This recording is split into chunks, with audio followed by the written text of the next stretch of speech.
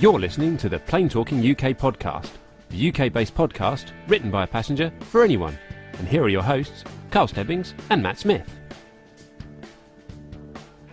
Well, hello and welcome to episode number 171, our Australian special. Carlos here in the kitchen studio, and as always, pushing all the buttons, the right ones, that is, it's my co-host Matt Smith. You're hopeful, the right ones, no chance of that, absolutely not. Do you like what I did there with the start of the thing? Do you know what? Anyone would think this is the Australian special. Yeah, absolutely. I think I've offended most of our guests with it, but nevertheless, it was worth a try. Anyone loves a didgeridoo. Yeah. Grant's nodding. Okay. It's just like, it's one of those things. It's like, Grant, you have no idea how long it took me to try and find a didgeridoo that was in the right key of D to match the thing of our theme tune. I know, I'm such a sad and pathetic geek, aren't I? But there we are. So, I didn't know that our show theme is actually in the key of D. So I learned something this morning. Yeah. So it is the 2nd of July. It's a Sunday morning here in the UK, just coming up past 21 minutes past 10 in the morning. And we have got a whole host of guests joining us on the show this morning. Yes, absolutely. From Australia. Right. Is that why it's the Australian special by any chance? It's the old special. Right. Just wondering. So our first guest joining us on the show from Australia this week is a guest we've had on the show before. And we're going to have to say a very good morning and welcome to Kathy Mexted. Good evening, Carlos and Matt. Hey. Kathy, lovely to hear you. The Skype's finally sorted itself out. How are you, Kathy? So why would you say that out loud? What's wrong with you? Well, let's just jinx it. Why don't we? Anyway, yes. So Kathy, I hear it's been incredibly warm your end of the country. Well, it was -4 last night out here. I live about an hour out of Melbourne, and it was -4. We're a little bit higher than Melbourne. And there's a photo that I sent you earlier of our alpaca with ice on its ears. Yeah, the frozen alpaca with ice. Not something you normally associate with Australia. It's very. It is indeed. Yeah, very absolutely. un-Australian. Very un-Australian. I know. It's like -8 is just like silly numbers, isn't it? I mean, it just doesn't make sense at all. So our second guest joining us this evening, and this afternoon, or on the show, is one of our wonderful listeners, and welcome onto the show, Glen Towler. Hello. Nice to be here at last. Yay! Yes, so many. It's been a bit of a battle, let's not lie. But yes, we've got you in the end. That's the main thing. You are here. So I'm just having to use my phone because it's the only thing that works. Okay, that's fine. We'll take it. That is fine. That is all good. And next on our wide list of listeners joining us this morning, welcome to the world-famous Ray Davis. Good evening, fellas. I wouldn't go that far, seriously. He meant infamous. How are we all doing? He meant infamous. It's all right. It's fine. Don't worry. Are you well, Ray? Right. Yeah, infamous is better. Yeah. Yes, I am. Thanks you very much, Carlos. Good. Thanks for joining us. And next on the list is one of he's going to keep us all in check because he's got a very important job. With air traffic control type things. It's ATC Ben. Good evening, gentlemen. I'm joining you from the other side of the country to the east coasters there. I'm up in the far northwest, so where it's still a balmy 24 degrees. Oh, right, okay. It's not freezing where you are then, yeah. No. No, if it got down to -3 up here, people would just lose their minds. We're talking end of the world type stuff if it sort of gets down pretty to much. Yeah. Okay, yeah, fair enough. And next on the list joining us this morning, and it's one of our regular listeners on the show again, and welcome to Mr. Matthew Buntington. Hey guys, how you going? Oh, ouch, that hurt. It's a bit crackly. Someone's opening a packet of crisps somewhere. Yeah, is Kathy eating sandwiches again? That's me. So Matt, Mr. Bunting Frame, whereabouts are ye joining us from this morning? I'm joining you from the southern zone of Victoria on the Mornington Peninsula. Very coastal down here. I'm about 5 minutes from the beach. Oh, nice. And not quite as cold as where Kathy was last night, but certainly had to chip the ice off the windscreen. gosh. Oh, blimey. Do you know, it goes to show how little I know about this world, because you sort of convince yourself that they don't get those kind of temperatures in Australia. You assume that ice is not something you're familiar with. But, I mean, it's just, just astounding, isn't it? Yeah, Really? Most of us just have it in our drinks, but we do get it on.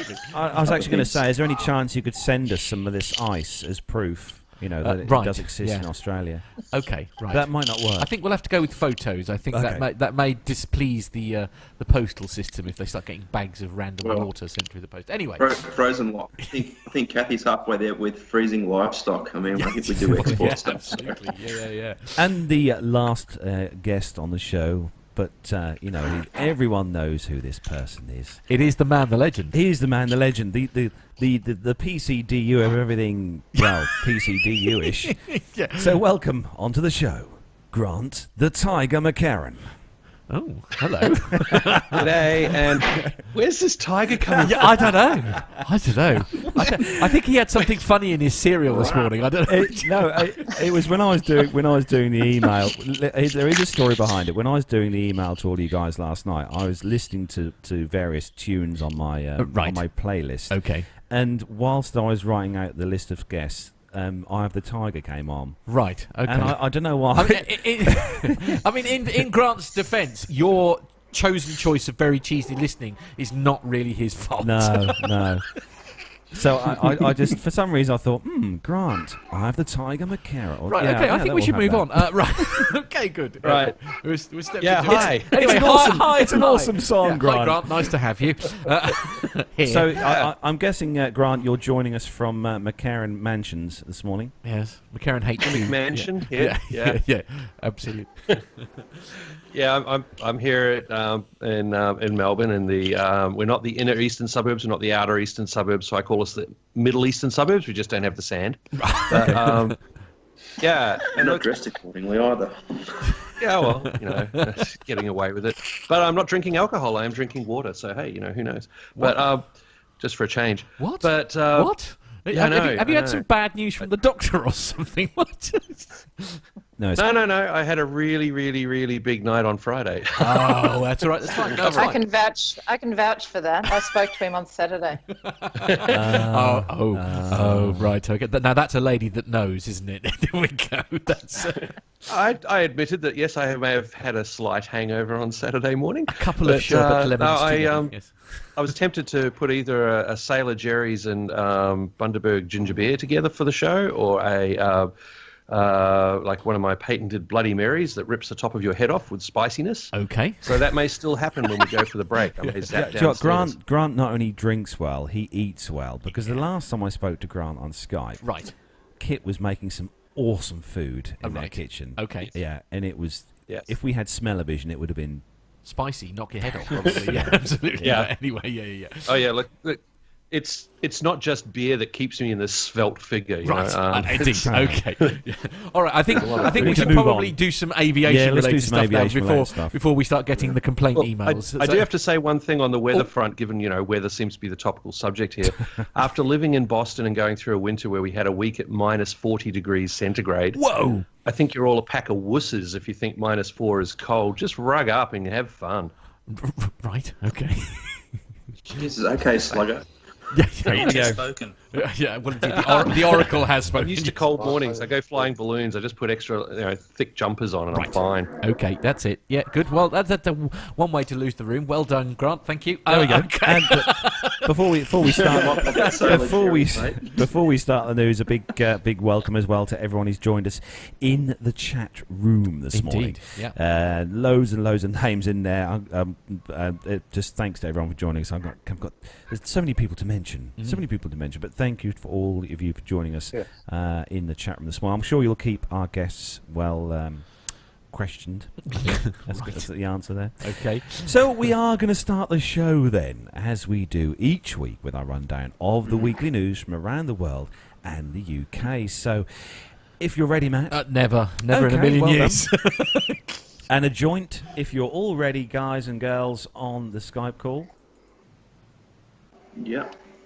Ready as we're going to be. Okay. Let's go. I'm ready. Lock and load. Okay. Here we go.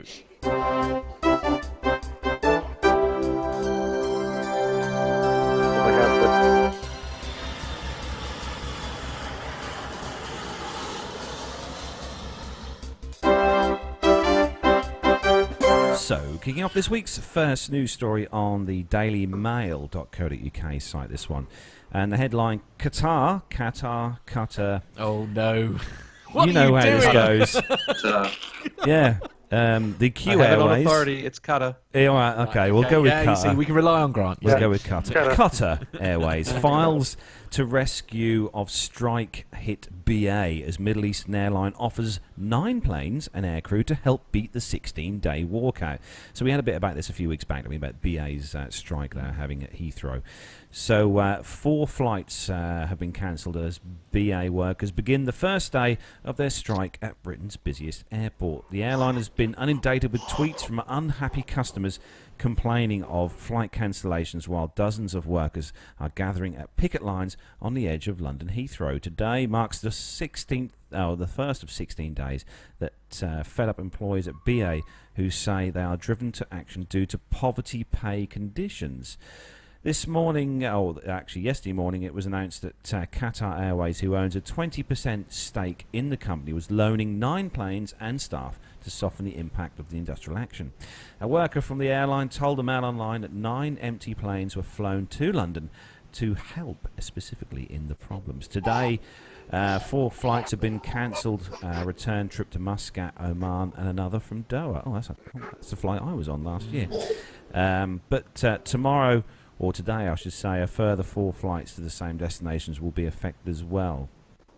It's a shame this is really, that it has to come down to strike action with BA, but at least Qatar are helping out with sending the aircraft over here. This is something I think you guys over in Australia don't have to really contend with much. Airlines, I don't think Qantas ever gone on strike, have they? Last time we had anything like this was during the pilot strike of the 80s when they were bringing in aircraft and pilots from overseas. Wow. What about just before Ansett went offline as well? Just before 9/11 there was a strike too, wasn't there? Yeah, not sure about that one, but I do have to ask, has BA been hiring a lot of people from Alitalia lately? Because, man, I'm getting the same vibe. Yeah. They're not in too good a position, but I think... I don't know. I don't know how much. I'd love to find out exactly what their pay is like with BA. Well, it's probably a bit more than minimum wage, isn't it? So, I would like to think it's more than the minimum wage. Yeah. I think because Nev's not flying for a couple of weeks, they're crying poor because of his bacon rolls. And that is a good point. To help supplement. Yes, our newest member of the team has not been flying with them, and they're very distressed about the whole situation. I'm quite sure. No, I think as well the cutbacks that BA have made on their short haul flights hasn't helped. I think with customers. But well, there we go. We'll have to see what happens, really, won't we? I mean, it's one of those things, isn't it? So moving on to the next news story, especially for Matt, this one on an appropriate website as well. Is it right? Oh, it's on the Irish News, ladies and gentlemen. I wonder what that means. I wonder what that could be. Right, here we go. Apologies to all Irish everywhere. This is actually a follow-up on a story we covered a few weeks back. What? So, yeah. Whoa, you mean there's some context to I what know, we do? Wow, I know. This is frightening.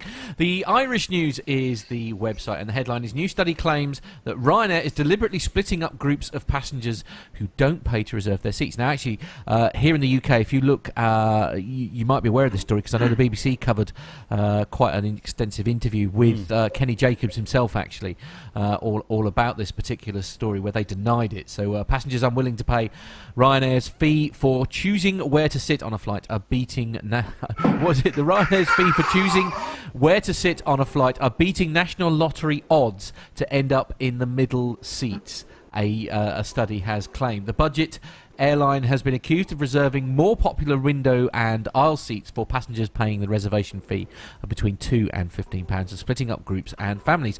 Ryanair insists customers who do not want to pay for a preferred seat are randomly allocated one free of charge. Scientists at Oxford University were asked to investigate the randomness of the airline's seating arrangements for the BBC Consumer Affairs programme Watchdog. That's right, that's where I saw it, because I was actually watching Watchdog with Steph McGovern, if memory serves. 4 groups of 4 non-seat reserving passengers were sent on 4 separate Ryanair flights. On all flights, every one of the travellers was allocated a middle seat. The researchers allocated calculated that in the likelihood of all 4 travellers randomly ending up in the middle seats on each of the seats was around 1 to 540 million to 1. So it's 540 million to 1 were the chances of that happening.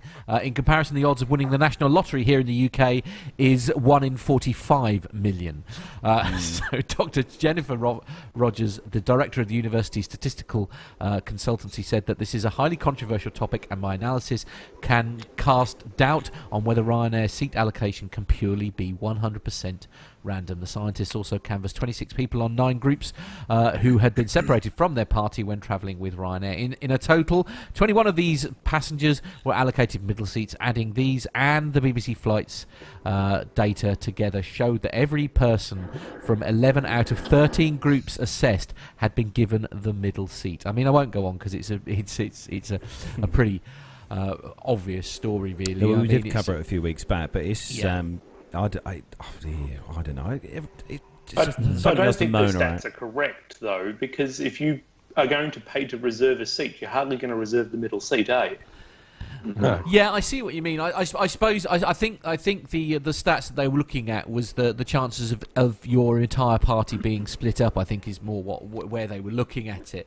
But I suppose, I don't know. I mean, at the end of the day, if you're that worried about who you're sat next to, then you're going to reserve the seat. Some people have quite rightly put on some of the comments on some of the social media that, you with a Ryanair flight, your longest flight is what, 4 hours of Tenerife, I think it is, something like that. Not much longer than that. Most of their flights are within an hour and a half, 2 hours long. I mean, if you're not sitting next to your your wife. Yeah.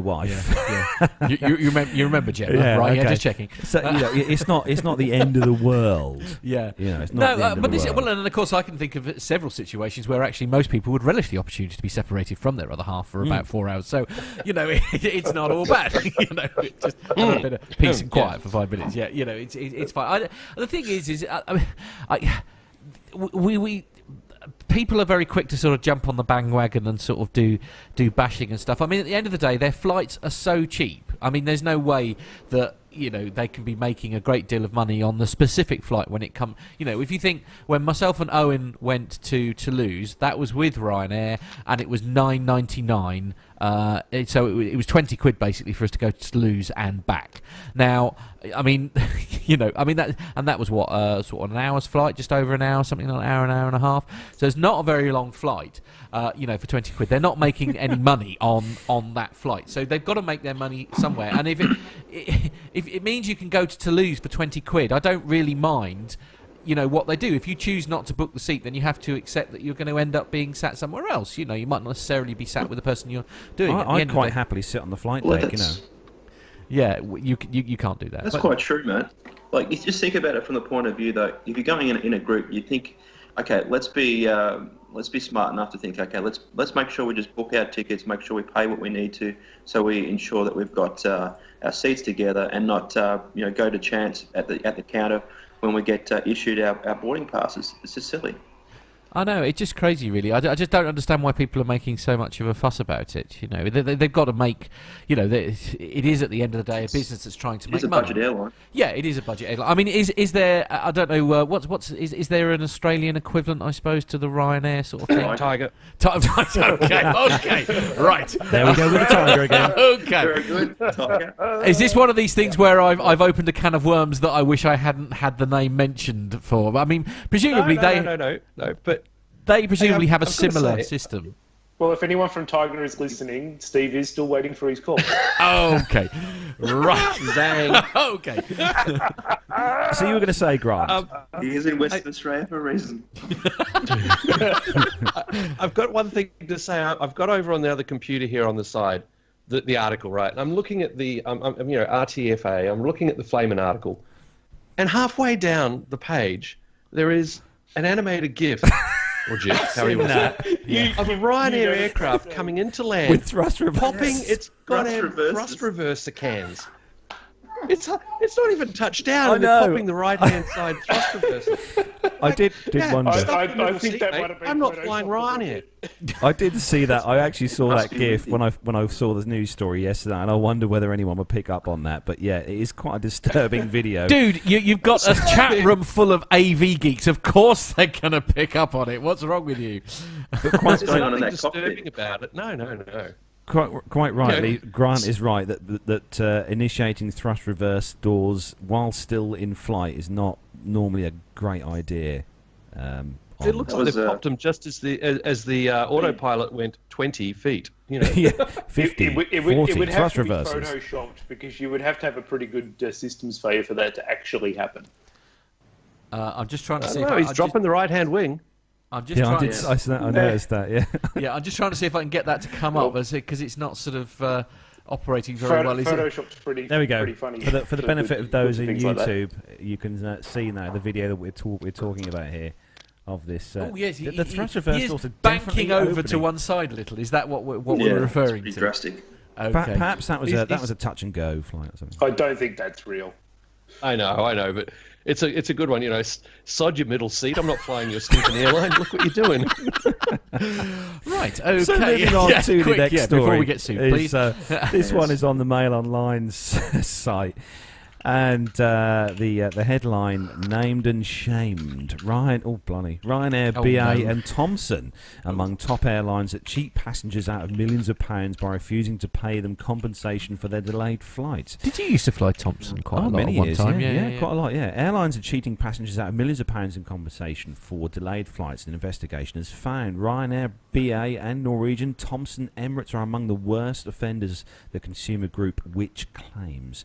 Passengers flying from the EU or with an EU airline are entitled to up to £530 if their flight is at least 3 hours late, but which found airlines were wriggling out of paying up. Until last year, British passengers whose claims were rejected by an airline had to take their complaint to an industry regulator, the Civil Aviation Authority, which said the CAA ruled in favour of passengers in 53% of appeals. That's not really great, is it? During the 12 months to last August. But some airlines were particularly reluctant to honour legitimate claims, with the regulator telling Norwegian Air to pay up in 83% of cases. The Spanish budget airline Vueling, which is owned by the same parent company as BA, was told to pay passengers in 79% of the cases, while Ryanair was close behind on 77%. BA had 1,166 flights delayed by more than 3 hours and was advised by the CAA to pay up in 48% of cases. Thomson had to pay up in 69% of appeals, and Thomas Cook was overruled in 41% of cases.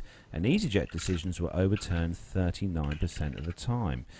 And there is a list actually on here, a little a kind of scale, a little, not kind of top 10, but it's a list of all the airlines that have had 3 hour plus delays in year to August 2016, so that's last year up to August. And EasyJet, 1,513 flights. Wow.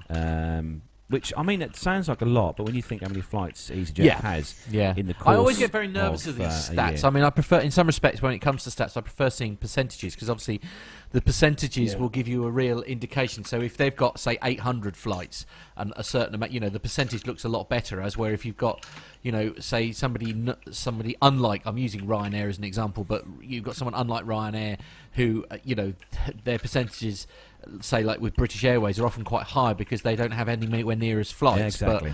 But so you have to be so careful with stats, really, because you can make stats tell any story, can't you? But Iberia were kind of the one of the least delays. So we're going to throw this out to our wonderful guests here. I'm going to start with Kathy, if I may. Then, have you had any experiences when it comes to sort of delayed flights and not what longest delay? We'll start with, and any issues do they? I presume they have a similar thing in Australia, do they, where you get a sort of like delayed pay type thing? Are you talking about waiting for a flight and the flight's delayed? Yeah. No, because I've only ever flown on my husband's employer. Oh. But probably the worst thing that happened to me was being in London, and we were on staff travel trying to come home. and there was 3 children and me and my husband, and the customer service person ran out and said, "We've got room for 2." And so it was Sophie's choice. I had to pick which child I wanted to travel with and run for the jet.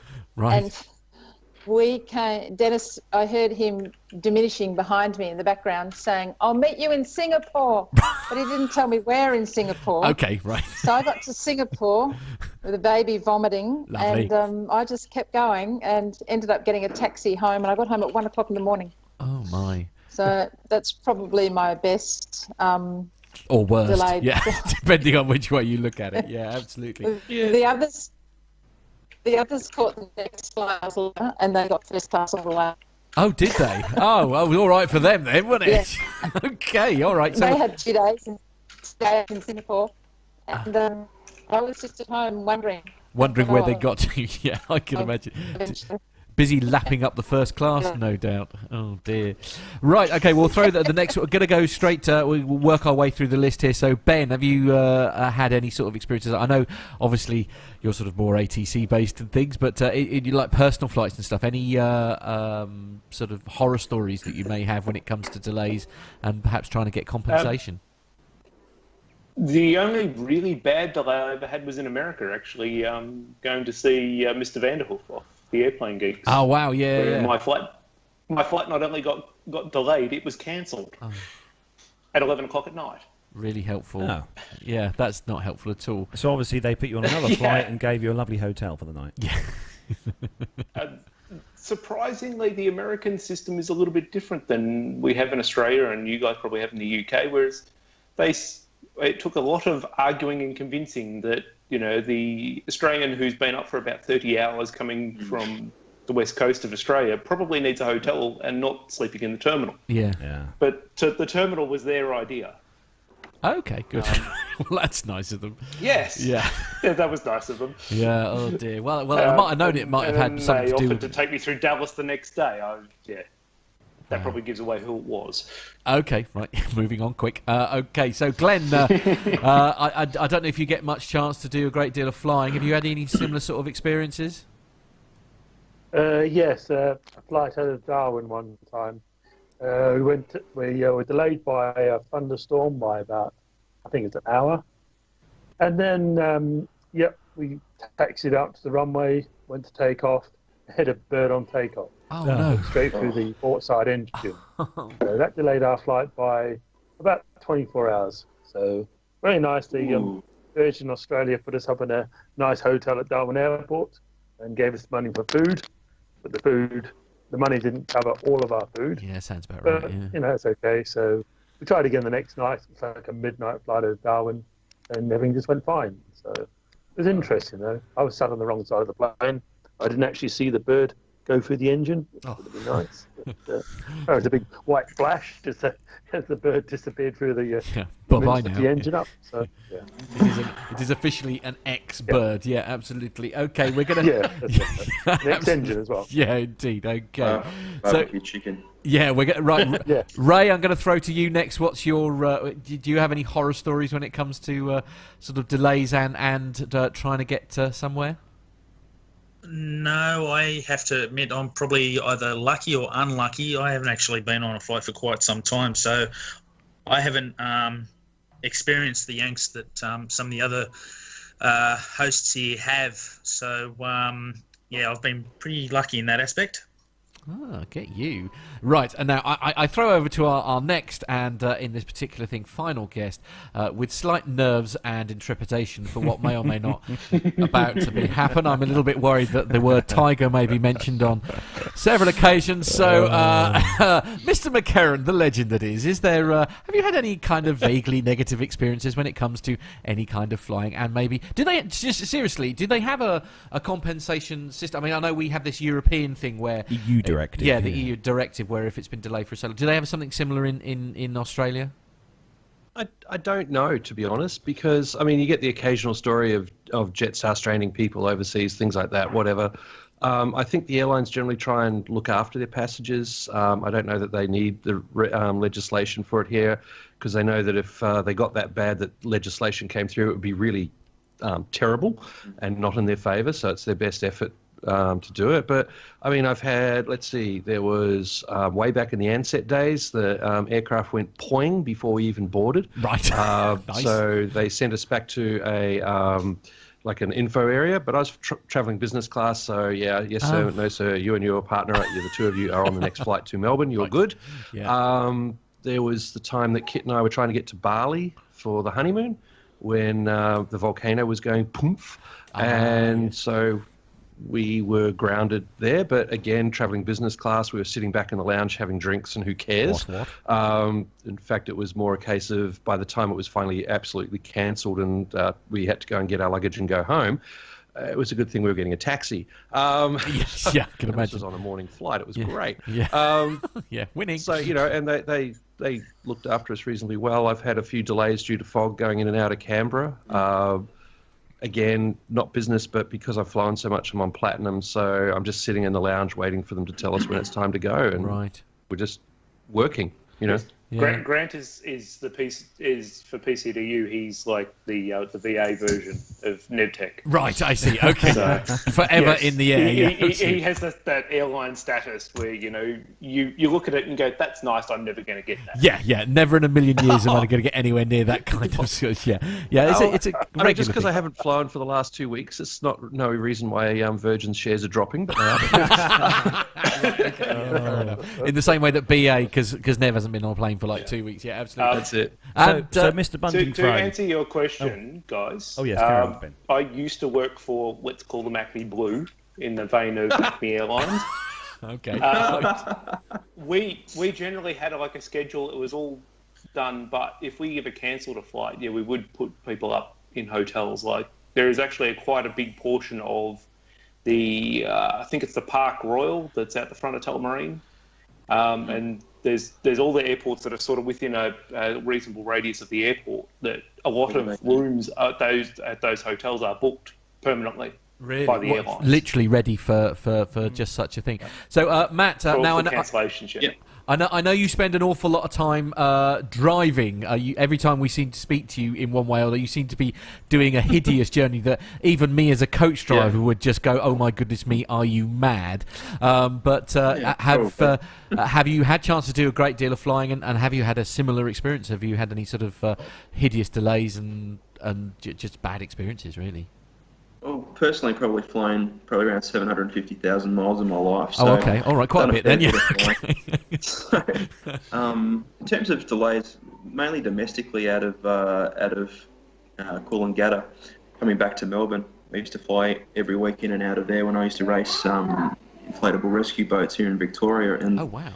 Yeah, you could be delayed up to 2 or 3 hours going out of there. I won't name the airline except to say they have an orange star. So... okay, right. Deliberate. Right, okay. But yeah, no, I've been diverted and delayed after diversions in the States, into Denver with cracked fan blades and engines and stuff like that before. And but yeah, mainly just locally. Wow. Okay. Well, no, that's well. I mean, I must admit, because I haven't done a great deal of flying myself, as we all know. The sort of one of the biggest flights I've ever done, obviously, was going over to Pittsburgh a couple of months ago now, and so I've been actually. I think the only delay I ever had actually was when I was going to Edinburgh. For a wedding, and I had to wait about an hour. I think it was nearly 2 hours. But that's the only delay that I've ever really had. But the flight did come in, and I got there. So obviously not entirely. It was under the thing. What about you, Carl? We had a 3 hour delay on board an A380 Emirates, waiting to take off from Heathrow due to a medical emergency. Oh, and they wouldn't let anyone off the aircraft until they'd got this person off, and then by the time that happened, we took off. Yeah, just over 3 hours late from Heathrow. But that was about it. That's all. But considering the amount of flying I've done in the year, absolutely, that's been nearly. Well, it's same with Matt. Really, it's. But for the entire flight after that, Emirates kindly gave everyone free Wi-Fi. Well, hey, for the entire flight, winning. Good. Sounds good to me. Okay, on to the next story. Indeed, yeah. The next story. The next story, especially for our Australian listeners, indeed, okay. Lovers of Qantas. Right. This one is on the AU New. Is it your story? Yes, I'm it very is my sorry. story. Oh, carry on. Thieving then. Sorry. Arab, what you like, honestly. Qantas hit with system crash, so we've got. So it's not just BA. Then. Yeah, it's not just BA. So we've got echoes of the BA story here. So Qantas is hit with a system crash amid global cyberware attack. Now, I know a few months ago with our National Health Service, they had a similar sort of ransomware attack that caused chaos here in the UK with their, appointments, hospital appointments, operations, and everything were all being cancelled left, right, and centre because all the systems went down. And it seems that Qantas have sort of been hit by the same wave going on now. So Qantas has denied Wednesday's computer system failure as a result of a major cyber attack that derailed businesses, banks, and airlines across Europe. Passengers at airports around the country are being directed to check in at the counter rather than online, while the online booking feature also remains out of action. A Qantas spokesman said that it confirmed the IT outage was not related to the PTUK ransomware attack following an investigation yesterday. It was probably some kind of random stupid power outage that has nothing to do with what happened to BA, he says, being highly controversial. Qantas is one of multiple airlines worldwide currently experiencing issues with the Amadeus booking system, the company said in a statement. Flights are operating as scheduled. The PTUK ransomware attack crippled computers running Microsoft Corp's Windows by encrypting hard drives and overwriting files, then demanding $300 in bitcoins to restore access. The news comes after British Airways had to cancel all its flights from the UK's two largest airports, Heathrow and Gatwick.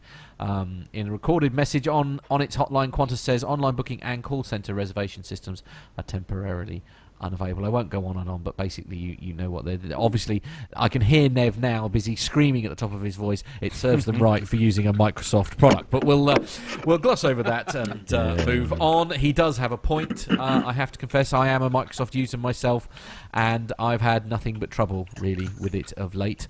Every time they seem to put an update through, something else seems to go wrong. The last thing you need in a busy airport or a busy airline is the blue screen of death. But you see, I'm surprised a lot of these things because I mean, especially with the things like a lot of people use virtual private networking and things like that. There are some very secure ones out there to do that. I'm surprised that these systems are so open to the elements as much as they are. Without any form of...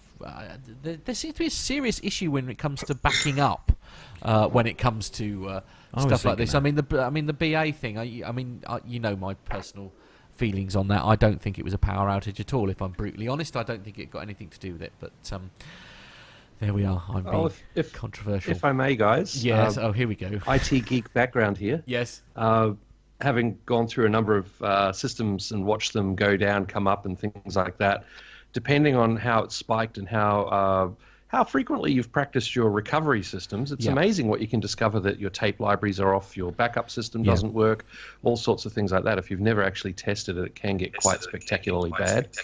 But look, the thing in Qantas's favour here, and me being a Virgin Airlines flyer, I've got to say, the Qantas guys, they were hit by an Amadeus outage. It wasn't. It just happened to happen to them on the same time. But Amadeus is a global booking system that's used by many, many airlines. And indications are it was an Amadeus outage, not an actual Microsoft Windows-based outage. Okay, so was it actually...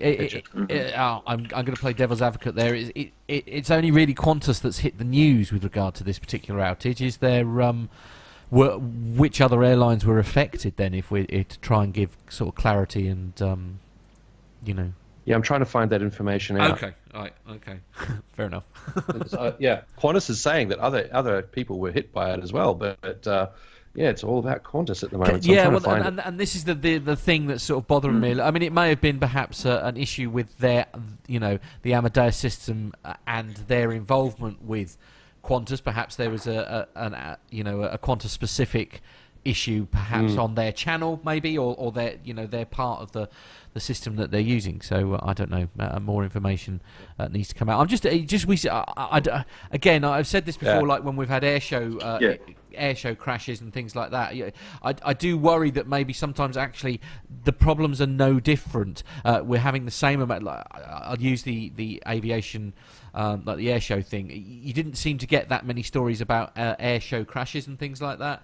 And then suddenly you had the big one in was it Shoreham? No, the Shoreham thing with us. Sure. And now suddenly the news is always full. Like every time there's any kind of little minor incident, anything at all to do with aviation and air shows, and then it hits the headlines big time.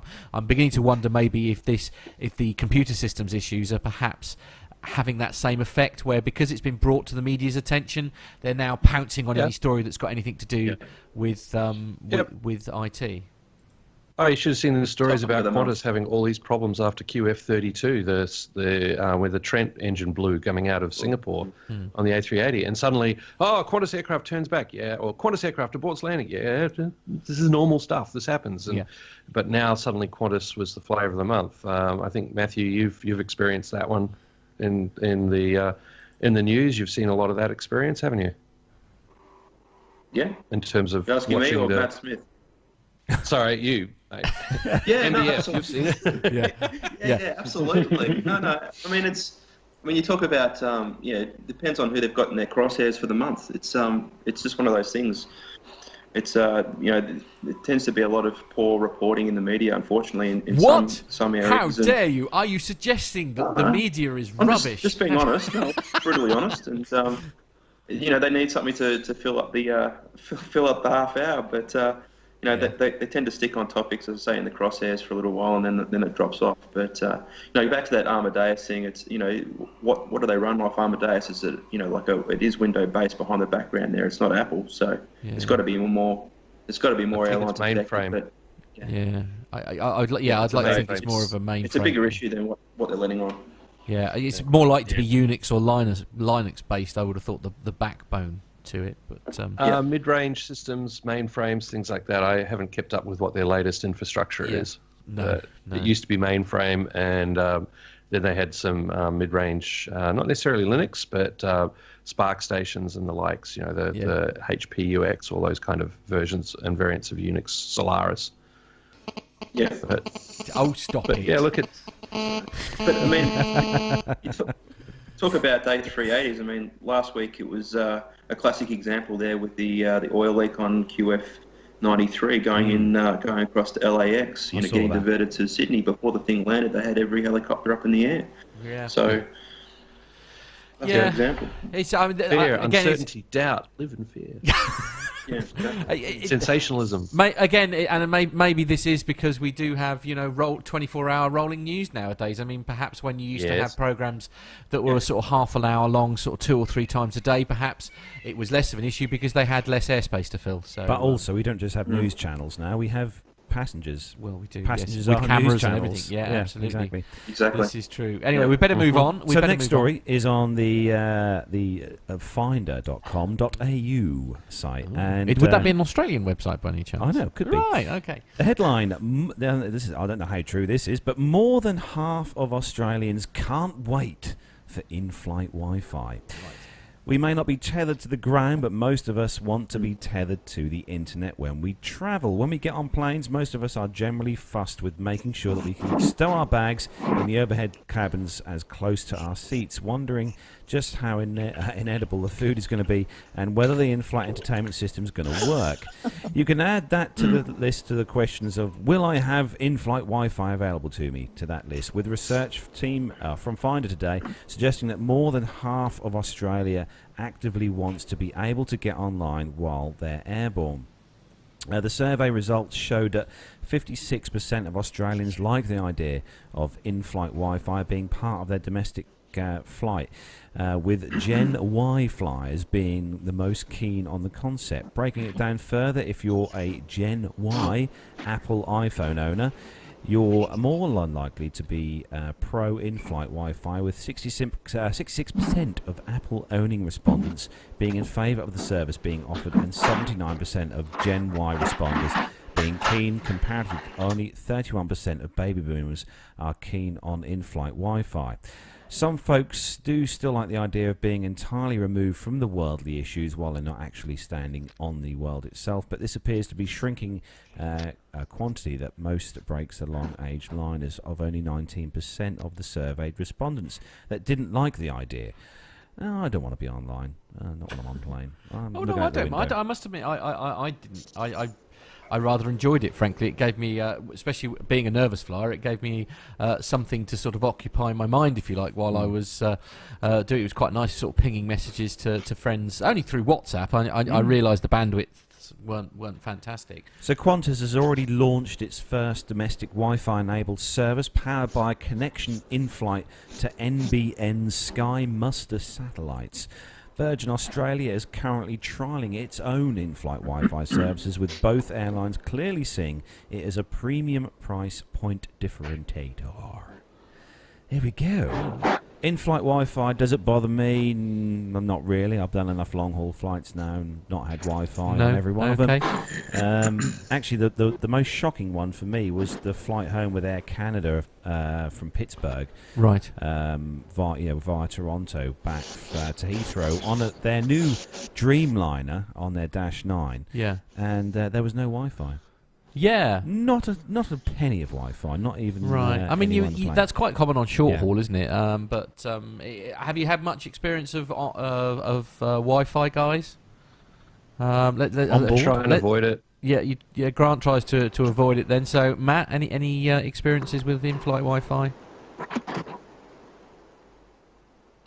Yeah, actually, classic story. Flying out of Charlotte. Flying home to Australia, and basically got held on the ramp for about half an hour because of a tornado halfway across America. Had to get diverted around the Gulf of Mexico instead of flying straight across. So the connection into LAX onto my United flight back to Melbourne basically wasn't going to work. So halfway over the Gulf of Mexico, I ended up getting on the Wi-Fi and getting in contact with my travel agent, and she couldn't believe that I was communicating with her via Wi-Fi. Whilst you were up in the air, yeah, of course, yeah. Whilst I was up in the air, and I was able to organise something for when I got into LAX and to get up to San Fran and get out that way. So, well, of course, that is the really big advantage.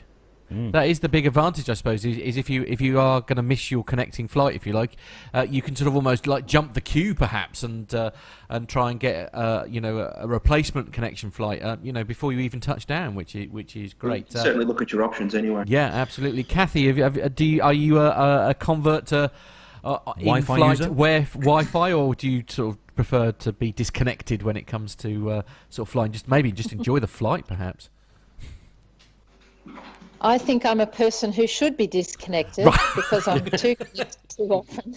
Fair enough. Yeah. But if I'm on a flight, I'd probably have my laptop out and be writing. Yeah. And so when I'm writing, I always need to be researching. Yeah. And so I quite like the idea. The last flight I did was 2.5 hours, I think. Right out, what it was, up to Brisbane somewhere, Gold Coast. Yeah, it was quite nice, but the bloke beside me talked and talked and talked. Okay. Is it? I mean, is Wasn't it? me. Nice. We blame Grant for everything. It's fine. Where's the what are the costs in sort of in-flight Wi-Fi? I mean, I assume these things aren't usually free. I mean, what's the what does it work out in sort of dollars roughly for you to be online during your flight? Okay. I've got no idea. I've never done it. Okay. Kathy travels in first class. Well, that's anyway, well, of course. Yes. What am I thinking? Yes. I'm so sorry. Right. Well, we have a picture from Glen now, so I feel obliged to. It sounds good anyway. That sounds very nice. Yeah. I'll call you next time. Glen, how's you said? Oh. Kathy, I say, Glen, how's your in-flight Wi-Fi? Have you had much experience? I've used it much. I've used it a couple of times on a. I can't watch it. I think it was Virgin America. Go. It was pretty good, but I haven't spent a huge amount of time on in-flight. Well, we don't have it here in New Zealand. And New Zealand say they're going to put it in, but then, yes, they said they're supposed to start it this year, and still nothing has happened. So who knows how long it's going to take to install it? So I won't hold my breath. No. Okay. Well, then you wouldn't really have much opportunity to use it in domestic New Zealand flights because, most of your flights are under 1 hour to 1.5 hours, and by the time it take, by the time they turn everything on and say, right, you can use it now, and then they say, no, you can't use it. You've got, what, 20 minutes, 40 minutes? Exactly. Yeah, That's true. Something like that. Yeah. Okay, Half Ben. them are ATR 72s. Wow. Yeah. Ben, we'll throw that same question to you. I mean, do you prefer to be sort of disconnected, or would you be quite interested in a bit of in-flight Wi-Fi? No, I'm one of those people that says no. I'm quite happy to shut the phone off and actually enjoy watching a movie or something without my phone going every 2 seconds with Facebook updates or whatever. Well, that's true. That being said, though, in-flight Wi-Fi is not something anybody in Western Australia is going to actually get to experience anytime soon, because we get all the off-cuts off the rest of the East Coast fleet, so we don't even have in-flight entertainment on half our aircraft over here yet. So make sure your iPad's charged up before you get on the plane. Well, there is that, yeah. Okay, and then Ray, sort of with the flying that you've done, I mean, how do you feel about the whole idea of in-flight Wi-Fi? Is it just sort of, again, just want to tune out and listen to and enjoy the flight, or? I'd have to admit, I'd agree with your earlier comment that it'd be handy for the nervous flyer or the flyer that just wants to be just distracted. But me personally, I'd be rather happy just looking out the window or, watching a in-flight movie if needs be. Yeah. Personally. No, that's fair enough. David Vanderhoof method. Yeah, yeah, indeed. Look out the window. I have Oz runways. Yes. Yeah, that's put true. Oz runways on my tablet. I have a magazine. I have the window. I know where I am. I know what I'm looking at. I have a blast. That's all I need. Yep. Yeah, that is very true. That is very true. Okay. Cheers, guys. Right, on to the next story then. And this is in the Independent. Slightly... I'm not sure how I feel about this one. This is on the Independent. This is independent.co.uk. And the headline is Colombian Airline wants to make passengers stand. I don't know if I like the sound of this. It almost feels like some kind of joke story, if I'm honest. But budget airline Viva Colombia is considering plans to remove all seats from its planes and make passengers stand. I'm not sure how that would even work. But is this Ryanair or Colombia? No. It's Colombian something. How dare you? They hope the move will drive down fares by allowing them to squeeze in more passengers into each flight, opening up air travel to working-class Colombians and budget holidaymakers. No Frills carrier announced this week that it is adding 50 new Airbus A320s to its fleet to capitalise on the country's growing tourist market. The new planes will have more seats and lower running costs, with the first one going into service at the start of 2018. Viva Colombia's founder and CEO William Shaw told the Miami Herald the airline was looking into vertical travel options. He said, there are people out there right now researching whether you can fly standing up. We're very, very interested in anything that makes travel less expensive. He added, who cares if you don't have an in-flight entertainment system for a 1-hour flight? Who cares if there aren't marble floors? That would probably add some weight issues perhaps to the aircraft.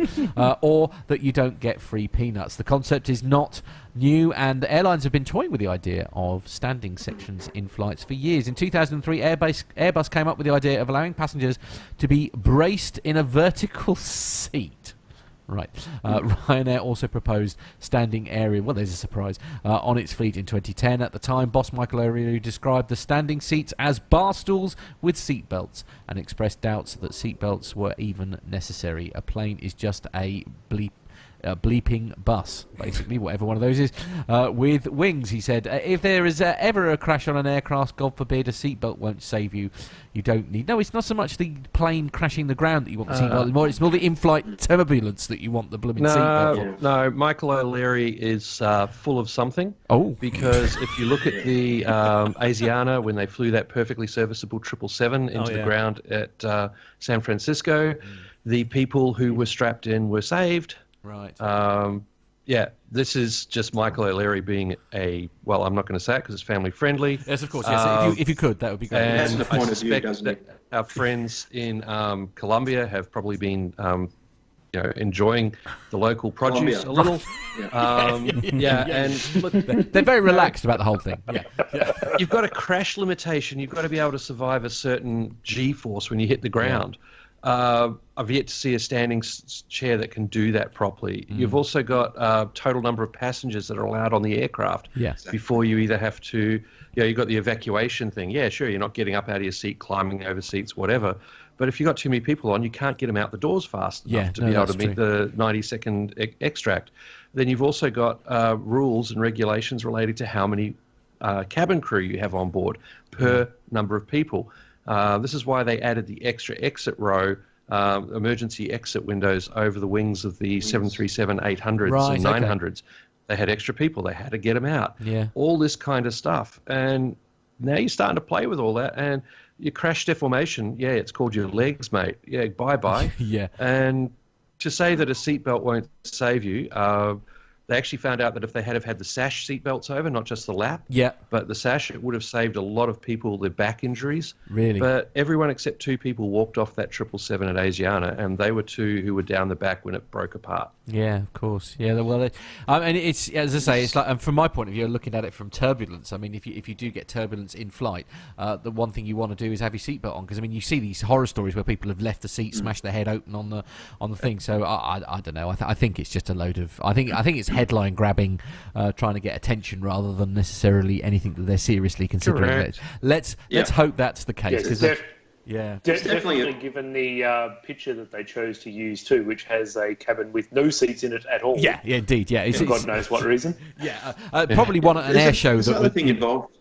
Sorry, there's another thing involved there. Obviously, how many sardines do you want to pack in that can, and how much baggage do they have? I mean, you're going to exceed the aircraft's capacity to take off. Well, that's true. So, baggage. Yeah, of course. Yeah, absolutely. It doesn't add up. Gives new meaning.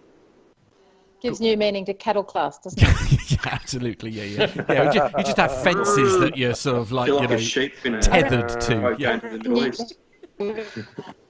Sounds like fun. Can't wait. Okay, we'll move on to the next story then. The next story is on the CNN Money website, and the headline is Boeing 797 doesn't exist yet. One airline already says that it wants it first. It's still nearly a decade away, but airlines are jockeying into position to have first dibs on Boeing's new 797 airliner. The chief executive of Norwegian Air Shuttle said in an interview on Wednesday that the fast-growing low-cost airline was very interested in Boeing's new twin-axle jet currently on the drawing board. Yes, we definitely want to be first in line, says Bjorn Kjos, who's the Norwegian Air Shuttle CEO in Seattle. Last week, Boeing used the Paris Air Show to tease the first few details about its new medium-range twin-aisle twin aisle. Sorry, I'm being special. The jet would be designed to fit between its single aisle 737 MAX and its long-range 787 Dreamliner. Industry leaders call it the Boeing 797.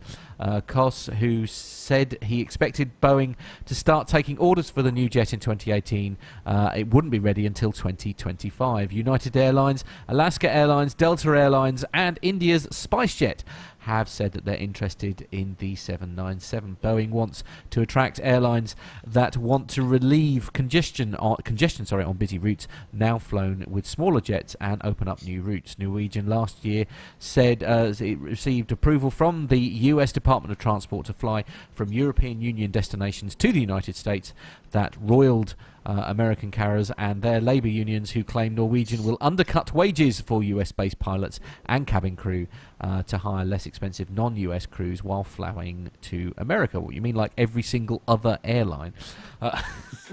It's a bit of a shock one there. So yes, basically, it's literally plans on a drawing board shown at the Paris Air Show. And people are already wanting to place orders for it. I mean, it must be very exciting if you're Boeing to have that much interest in an aircraft that's, well, barely a concept at this stage. I mean, it's quite good news. How does it's? I mean, they do this quite a lot, because Paris is. Somebody explained to me. I mean, Paris is quite a big air show, isn't it? And is this normal, where like quite often the Paris Air Show is the one where they announce a lot of these new planes? Is that normal procedure? Is this the launch ground, if you like, for a lot of aircraft? I don't know who to throw that to. We'll go with Ben. Let's go with Ben. Let's pick Ben. Sorry, I was reading the chat room. What was the question? Right, never mind. Matt. Move on. Multitask, fail. The PTU-144 was released in at Paris, and where they had that accident. So you'd have to think that that's where they also showed the Airbus A320 back when it was first released. So you'd have to say that it is a place where most of those things tend to occur. It is still a concept, as you say, and a lot of people are saying it's the next 757. Which is, definitely something that needs to be filled. And let's be honest, the 737 can't be stretched any further with its landing gear as short as it is, with the on takeoff. So, it is going to fill that role. I wonder how many airlines out there are going to change their options on orders because of the lag time in production of the 737. It's a bit of it's a good position for Boeing. If I was Airbus, I'd be certainly scratching my head. But I mean, 2025 is such a long way away. I mean, it just seems crazy when it's just a load of plans on a drawing board at the moment. And some companies are already willing to sort of almost commit financial resources in readiness for it. I mean, it's. Grant, any thoughts on the matter? It's not that far apart, but also it's the top end of the 737, like just on the Max 10, and the A321 Neos. So you got the Max 10, which is it's getting into that middle of the market 797 range, and if you take a 787 and put it with the number of people that Boeing originally designed it for. That's also in that same 797 range. So, I mean, and let's face it, the 737 MAX 10 is, exactly. 787-8 was marketed for 220 to 240 passengers. We thought Norwegian was naughty with 295, Jetstar 335 or thereabouts. That's just it's a plastic sardine tin. So, and then you get the 737-10, the MAX 10. It's done really well at getting lots of sales at Paris from 737 MAX 8s and 9s. Right. There's airlines out there that are converting their other MAX orders for the MAX 10. So, but the question is, how are they going to work this aircraft in between? It's because the 737 and the 787, they sort of are starting to meet at the moment, depending on how you fly them. But, it's going to take out... Pardon? The difference is going to be how much cargo they can take and revenue they can raise under the flight deck. Good point. That's going to be the difference. How quickly they can get people on and off. Well, again, it's going back to what we were saying earlier, wasn't it? It's short of putting in another exit somewhere along the line. I mean, you're going to start to, you're sort of at the capacity of how many people you can get out in a hurry, I suppose. But yeah, well, it's twin aisle. Interesting that loads. They went for a twin rather than a single, which is what the 7.5 is, a single aisle. Yeah, but a twin aisle will unload much faster than a single. If you've ever been on a 757 waiting for everyone to come, way down the back. I just sat in the seat one time when I had the privilege of being on a 757 and just watched everyone going past. It was like watching a concert letting out. I bet. I bet. So I just say, but what I was sort of saying earlier is, I mean, what is it about the Paris Air Show that makes it so special that people want to sort of announce their new products there? I mean, I don't know. I suppose the Westerner in me is kind of assumed that maybe it would be an air show in the States or somewhere like that, where the big announcements are being made. They don't have one. Oh right, fair enough. No, they don't. You've got Le Bourget, you've got Farnborough, Singapore, Dubai now, the Dubai Air Show. These are when they do a lot of their announcements. Okay. And what's also very interesting is that a lot of the announcements that they give are ones that they've sort of hinted at, and not all of them are signed at the spot, or they're ones that they've been working on, they're finalised.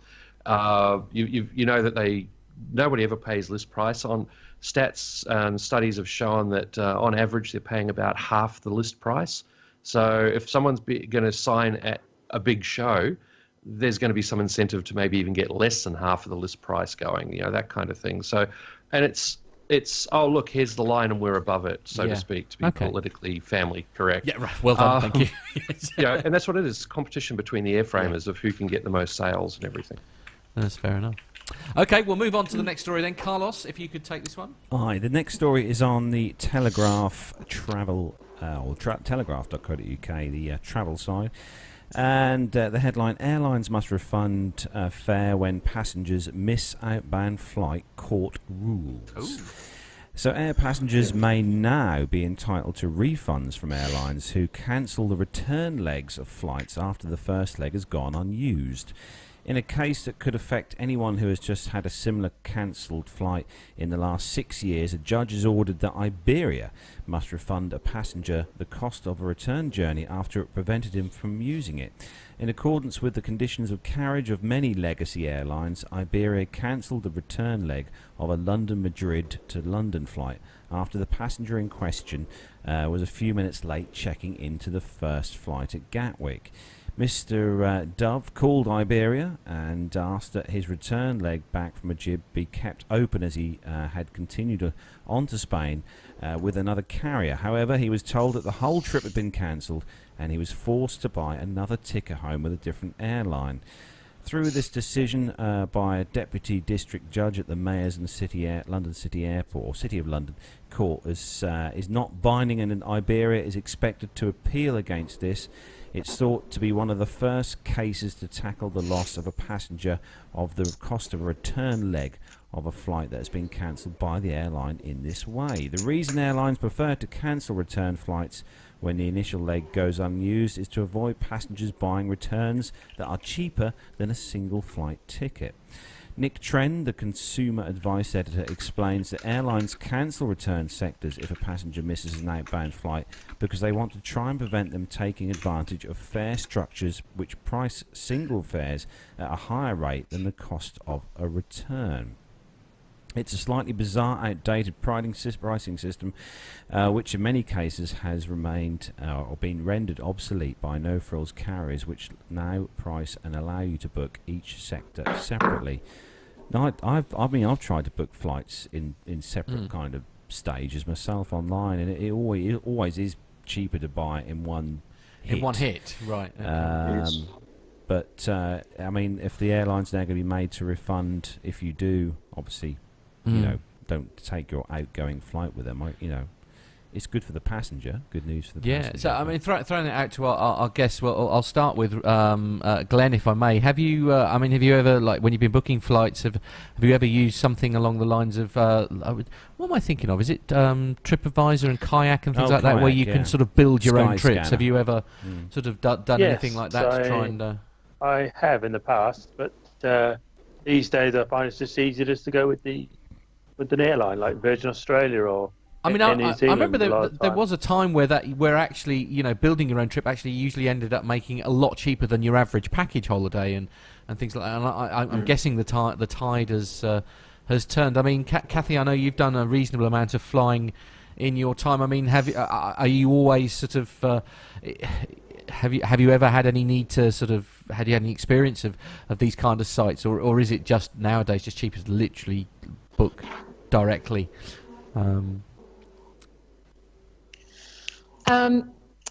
I think you're forgetting that I only ever fly staff travel. Okay.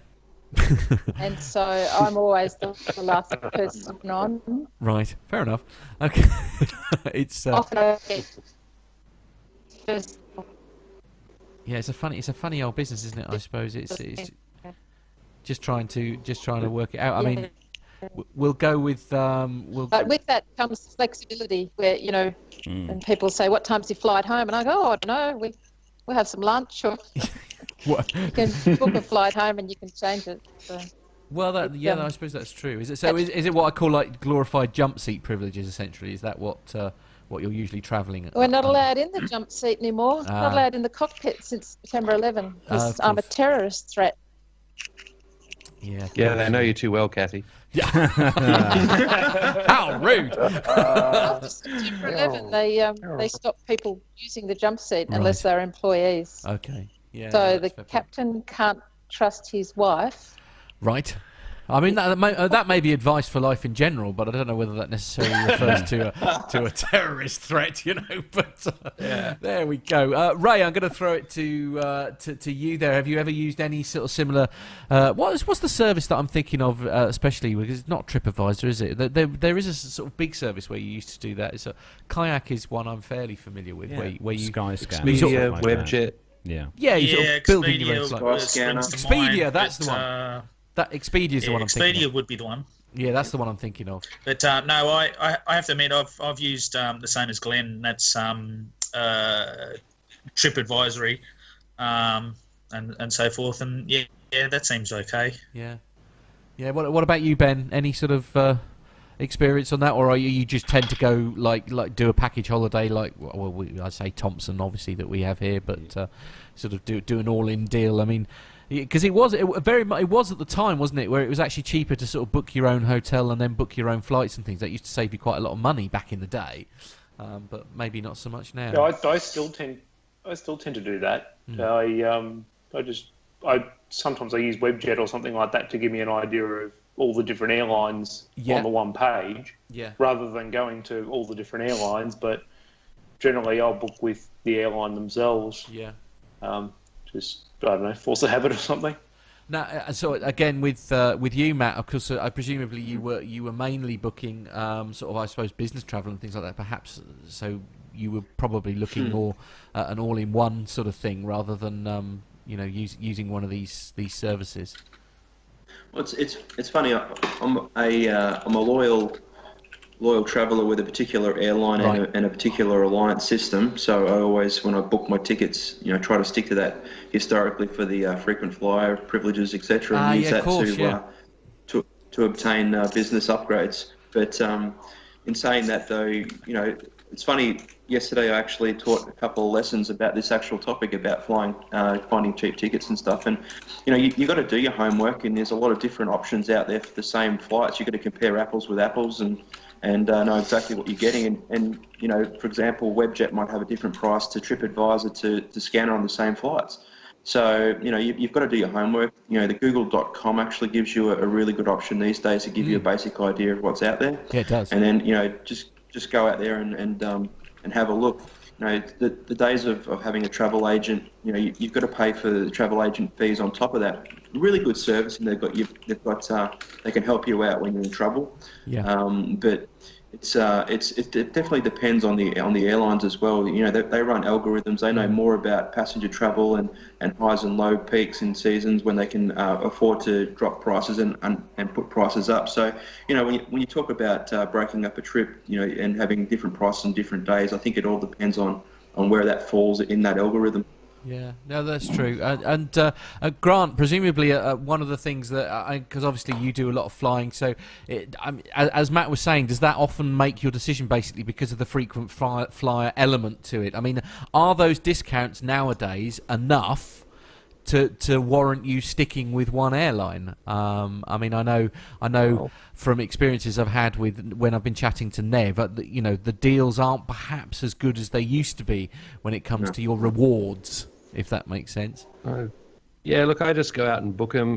There is a certain level of lock-in because you want to maintain your platinum level. Yeah. I've managed to. I've got another 280 status credits I have to accumulate, which you generally get anywhere between, say, depending on the level of booking, 5 to 25, 30 status credits, depending on distance of flight and all that kind of stuff. So I need to maintain 800 per calendar year. Right. And my clock over was start of February, and I'm already over 500 down. So oh dear. It's so that gives you a bit of lock-in that you're going to stick with that one airline. But the thing is, we don't have, if you book your return flight with us, we'll give you a discount. We don't get that. Yeah. So you can go and there's no incentive to go except for other reasons to stay with the one airline. But you look at who's traveling, like Ben was saying. You look at Webjet and see what's there, and we've just seen Kathy run to put another log on the fire. Go, Splendid. Kathy. Yeah. Well, one must remain warm at all times. Yes. So moving on. Yeah. Look, it's. I mean, for us, we do have a travel agent friend. One of my co-directors and I, from way back when we were doing IT for not-for-profit operations, we were doing computer systems for social justice groups around the world, and so we were generally flying some pretty interesting flights, especially when Andrew was jumping around the place and would need to get to various parts of Africa or then come back via Asia and then suddenly have to change. And so a friend of mine who was a travel agent, we worked with her, and we could actually text her or email her any time. If it was urgent, she said, if it's really urgent, just call. Her mobile was on and ready by the bed, and she would be willing to wake up to help to get you sorted out. Because we put a lot of business through her, and she was really good. And she helped Kit and I out when we cancelled and weren't able to go to Bali as planned. I already had the airfares, so I just had the credit with Virgin and said, I'll roll them over to business class Fiji instead of Bali, and they gave them those to us for the same price. And so I called her on the Monday Arvo and said, hey, we've had to scrub our plans for Bali. We're going to go to Fiji instead. What do you recommend? And by Wednesday afternoon, we're flying. Wow. We'd gone through and done all the planning. She'd given us 3 or 4 different ideas. She said, this is what you want. How about that? Ms. Kit was the arbiter of that. So I just relayed and put my 2 cents in. But we decided on a space, and we had the whole lot done with transfers. So you arrived in Nandi. Wow. There was a shuttle ready to take us down to the local harbour, where there was a something like 300 horsepower beautiful boat taking the 2 of us out to the island, all ready to go. So all the transfers were done, everything was sorted out, and that was really handy. And that was all done within about 36 hours. And I suppose that's one of the advantages with basically people. You've built up a rapport with the person who's been doing a lot of your booking travel. So it's like sometimes in a system like that, your travel agent can actually work wonders in comparison to perhaps using one of these comparison sites, because you'd never have had any of that obviously with a comparison site. Correct. And if if you're just doing domestic travel, as Glen was saying before, just get on the airline site and go. Yeah. I mean, all of us have gone for that. If you're starting to do some more complicated things and you've got jumping around, it's like I had to go to Bangkok, then I had to go to Hong Kong for a meeting, then spend some time in Seoul for some work, and I decided I'd come out via Tokyo to see a friend, and then back to Bangkok and home. Oh, guess what? That was a little bit tricky, but decided I'd just stick with one airline and get a whole lot of points, so I did that. But that was a time when a travel agent might have been the go. Yeah, of course. Indeed, yeah. Okay, we're going to move on now. On to the next story then, please, Carlos. This is with AOL this time. AOL.co.uk. Awesome video. Is that still going? I know. Awesome video here. Everyone's heard about the chemtrails. The what? We do love a chemtrail. What are they? It's this big cover. Do they exist? Yeah, what are they? What do they do? Spray What's happening stuff in the sky? Chemtrails, we can't tell you. No, okay, right. You'll have to kill me. Right, okay. So we've got here video footage showing... I was waiting for that, Grant. Yeah. Nice one, Grant. That's That's very controversial. Had to do it. Yeah. Absolutely. So on the site, then, the footage shows a Boeing 787... Sorry, for those of you who are listening on the audio podcast, Grant has held up what I can only describe as a scout badge with a picture of chemtrails and all that kind of thing. Is it a passionate subject of yours by any chance, Grant? It goes on a flight suit. Right. It's a mission patch. I've got one too. I just don't know where it is. Oh, I've got 2. Right. Okay. You've nicked Glen's. That's excellent. Good. Okay. Right. Anyway, sorry, Carlos. I apologise for interrupting. So incredible close-up footage of a passenger plane leaving a huge vapor trail through the sky while flying over Russia has emerged online. The stunning video shot from another plane shows the long trail left behind a Boeing 787 Dreamliner. The plane was flying over the east coast of Russia at the time and perfectly shows a condensation trail forming at 33,000 feet in the air. The person who filmed the video wrote that the contrail looks dark against the rising sun. He went on to explain that the trails are the result of hot exhaust mixing with cold air with a high moisture content. The new Boeing 787 Dreamliners are seen as revolutionary, new, greener, jet-lag-busting passenger planes. And obviously you've seen the video that Matt put on the screen there while we're just was saying the story there. But that is one heck of an awesome video. Yeah. And it's in HD as well, which is even better. But yeah, we can see on the screen there. No, I mean that looks pretty damn awesome. Indeed, yeah. And in fact, actually, for those of you listening to the audio podcast, we will put that in the show notes, because that is a stunning bit of video that I think has come through the Daily Mirror, actually, here in the UK. That's who it's being hosted with anyway. But it's a fascinating site. So on the subject of chemtrails, do we think this is a vapor? It's condensation, is it? Or is this something we should be worried? Are we ruining our planet as a result? I don't think I want to ask, Grant. We'll move on to someone else. You're wuss. Yeah, big wuss. Absolutely. Complete big wuss. It's, anybody got anything to say about chemtrails? Well, Good. No one. Sorry, Ben, what was that? Say that again, mate. So it's either chemtrails or if you forgot to put the choke in. Exactly, the choke. Well, that is old school. I had a car that had one of those once. Neuropsychosis. Okay, good. Right, we'll move on to the next story before we. The next. I love this next story. Is awesome. If this takes off, forgive the pun. Really. Yeah, Right, if this well takes off, this would be awesome to have this on aircraft. So this is on the Business Wire. The headline is the world's first electroluminescent paint to light up skies on the Airbus jet. That just sounds like electricity on the don't like it. It's the paint. It's glow in the dark. Yeah. Right. So Dark Side Scientific, creators of Luminor or Luminor light emitting coating, is working with European aircraft manufacturer Airbus to create electroluminescent. Ooh, that's not a word I want when I'm tired. Electroluminescent exterior markings for aircraft. This is a hideous story to try and read. So it's this company, so Dark Side Scientific, the creators of Luminor light emitting coating, is working with European manufacturers to create Airbus to create said paint. The announcement was made today. Luminor is the world's first and only patented electroluminescent paint. The product allows manufacturers to design with lights in ways previously impossible. It produces a single color light that is visible at long distances and shines through many types of atmospheric conditions such as fog, snow and smoke.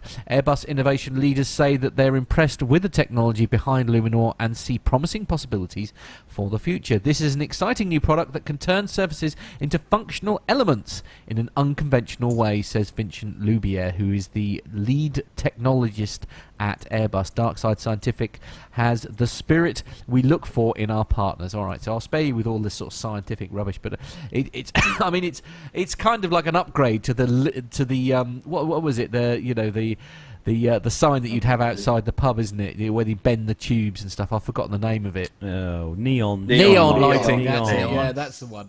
Yeah, I think it would be much better to have a neon sign that's been stuck to the outside of the aircraft. That's probably safer. That would be a little bit less aerodynamic, I think. Do you think it might have some kind of impact? I mean, I love the idea of it, but the pictures look awesome. There's a photograph on here of the A350-1000. Yeah. With these luminescent display, and it looks really. I mean, if airlines adopt a kind of, liveries that have this kind of lettering on, I'd like this. I do like this. Absolutely. Here we go. Then, as I say, so for those of you watching the YouTube, it could be good or it could be very, very distracting. With my tower controller hat on, that would be distracting quite somewhat if everybody had that on. Well, do you think it'd be white noise after a while, though? Yeah, I suppose. Well, unless they put, can they have it like an LED sign so it comes up with the flight number on the tail? That would be quite useful. Oh, yeah. I have something very similar on my coach with a little LED board on the back there that tells people what route number I'm doing. I suggest you take yourself over to Dragon's Den. Service. Yeah, well, yes, out of service. Yeah, that's it. Yeah, not working. Yeah, it's. I don't know. I mean, part of me, the geek in me, loves the idea of it. Absolutely loves the idea of being able to literally awesome. paint something and then just make it light up. But as I do very much see Ben's point, I suppose it's one of those where if you're at a stage where absolutely every single aircraft has this, then as Grant was pointing out, it would probably just become white noise. But I mean, when you first see that particular thing, that is going to be quite distracting when they first start to sort of land at your airport, aren't they? I mean, it's going to be a bit of a thing. And when they say bright so you can see through fog and stuff, I mean, that suggests that it's going to be pretty damn bright. Pretty bright, yeah. It depends how they do it. Go ahead, Ben. Sorry. If it replaces the logo lights that they have now that shine out up onto the vertical tail, Yeah. that would work. But anything like if they're going to put it like they have on the 350 there, like a signboard on the side of the aircraft, that would be a little bit distracting. Yeah. But Ray's pointed out, actually, it does. It's got to be similar technology to what they have on the Hornets already, and a lot of Navy aircraft have the formation lights. Yeah. Yeah. I think they've got them on the KC-30 as well, the MRTT, our tankers. Most of the RAFI aircraft will have these, but a lot lower intensity to what we're seeing in this photo here.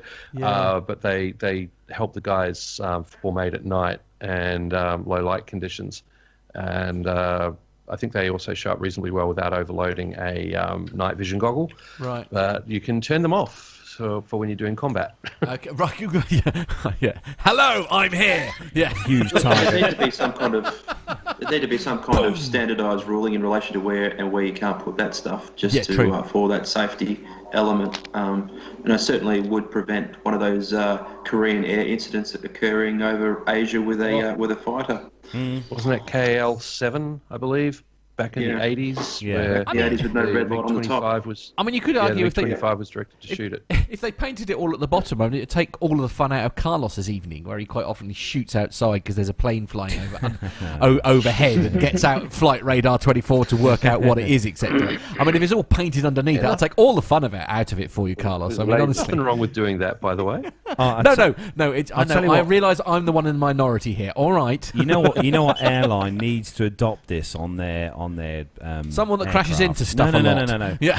The ANA, the Star Wars ANA. Yeah, design. yeah, definitely. Yeah, you've got to pay up R2D2 with it. R2D2. Definitely. Yeah. Masher in the chat room suggested Iceland Air do it with their Northern Lights livery as well. Yeah, good idea. actually, that would look Yeah, stunning. that's good. Yeah, again, well done, Masha. What about the eyes on the Falcon? So not on the Falcon, on the Eagle on Frontier Airways on the nose of that thing. I mean, it all sounds amazing, but as Ben quite rightly I think they pointed. should do glasses around the. Oh, yeah. Definitely. the windows. Yeah. Make it look like they're wearing glasses. Yeah, cool. Yeah, that's definitely 1980s. good point, Kathy. And Neon lights.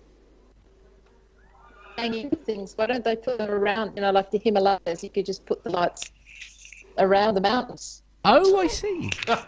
Why don't we put these things like spokey dokies on the wheels when they come into land?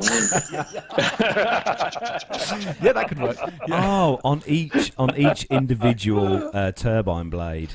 That would be. Yeah, you see, the trouble is. Or the plane car, that'd the be- turbine yeah, blade, yeah. It's just getting worse. I know. I see it now. Spiraling out of control now. This is completely out of control, and I'm going back to Ben's original point where this could all be a tad distracting for anyone that actually needs to stare at the damn thing without, fear of bad things happening, or is responsible for bad things happening once it's that close. You're going to A bunch have of rice boys. Yes, you're going to have a bunch of people having a rave at the end of the runway. You want? No, they're going to have like downlights underneath the aircraft, and they're going to have all the. It's going to be like Fast and the Furious. Yeah. Okay. No. Drag racing down the runway. Go on, Kathy. Go on, Kathy. We live on the edge of the control zone, control step system. Just outside of Melbourne Airport. We're only about 45 minutes drive. So where I'm sitting right now, looking out that window, it's got a curtain on it, we can see the jets coming over the mountain. So I think to have those neon lights would be quite disturbing while we're having our dinner. I actually think, Do you think UFO sightings will go up? Yeah, I think so. I think they'll go through the roof. I think they would. Yeah. Spare a thought for us people out here in the country. Yeah, that's fair enough. Yeah. That's what we're out here for. Yeah. To get away And from the all the spooky neon. cows, the farmers won't like it because they won't milk on time. Oh dear. That'll melt the It'll be like the alpacas scene out of off. Close Encounters where they come over the hill. Yeah, this is it. Yeah. Oh no. So moving on. Yeah, to the we're going next to move on story. to the next story, guys. Excellent input from everyone. This one is on the Matt's got a lot of Australian. editing to do. I know. Yeah. No, I'm just going to chop the ends off. It's fine. This is on the Australian That's what she said. Aviation.com. website. Yeah, okay, yeah. Do you like how Carlos is trying to regain control here? It's going really well. This is my job this week. Control is an illusion. I actually thought Kathy was going to take control of all the guys. Yeah. If her Skype wasn't breaking up all the time, bless her, I think she'd be all over this. Yeah. So the headline is, and it's an Australian aviation. Is it? Is that because it's our Australian special? So Embraer says the E195-E2 capable of operating Sydney, Bali, Darwin and Bangkok routes. I should call it the Down Under special, really. Otherwise, I'm excluding poor Glen. I know. Sorry. Embraer's new E195-E2 will be capable of flying between Sydney and Bali or Darwin to Bangkok after the manufacturer lifted the published range of the regional jet. In early June, Embraer said the E195-E2 would be capable of flying 2,600 nautical miles, an improvement from the previous figure of 2,450. Well, not a huge amount, is it, really? Come on. So the company has made changes to the wing, and from 2,000 nautical miles at the launch of the E2 regional jet program in 2013, so they have extended it a little bit. The improved range was based on the results of the flight test program so far. The maximum takeoff weight has increased to 61,500 kilos from 60,700 kilos previously. By way of comparison, Bombardier's CS100 range has a range of 3,100 nautical miles. Range circles from Embraer provided to Australian Aviation show the E195-E2 configured with 120 passengers would be able to fly between Sydney and Bali, which is 2,495 nautical miles, or Sydney and Apia, 2,336 nautical miles, based on certain assumptions. Now, the engine that's on the E195-E2, Pratt & Whitney 1923. And they've got on here. They've got a little comparison chart you can see on the website actually as well if you've got the websites up. But it's good. We covered this story on the on this new aircraft. I think it was last week when we had Stuart in the studio. Yeah. And I suppose this is good news for you guys over there. I haven't flown on an Embraer yet actually. I did, didn't I? Had a chance. You have, yeah. I did. Yeah, when I went over the States, the little regional flight between Washington Dulles and Pittsburgh was in a little Embraer. That was really quite nice. I really liked it. In fact, actually, my flight on the Embraer was a lot better than the Boeing 757-300. I don't know if I mentioned that I didn't like that one very much. I don't know if that came up in conversation at all. Anyway, are these particularly busy or particularly popular routes for you guys? Sydney, Bali, Darwin, and Bangkok. Then, well, Sydney Bali's done with the 737 generally. So I mean, you can fill 180 seats on it. So it's not thin enough for a 195. Yeah. The other big thing is if you look at the graph, these range diagrams that they've done are with no wind, and Sydney to Denpasar outbound is against a fairly stiff breeze this time of the year, like about 120 knots. Well, so yeah. I love the E190. The jet stream's pretty bad.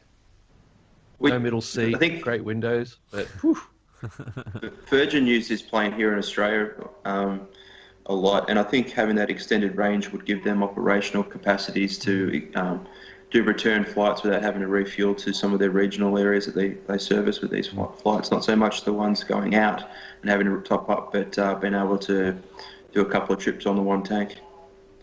Yeah, it's the biggest hassle I've got with Virgin at the moment is they're getting rid of the E190. It's my favourite aircraft. It's not the 195, it's the 190, so it's not quite as stretched, but it's beautiful. Tech crews love it. Most of the cabin crews love it. The maintenance guys seem to love it. Most passengers like it. The windows are about the same size as a 7.3, but they're higher, mounted higher, so more at your shoulder height than at your elbow height, so you don't have to bend down to look out.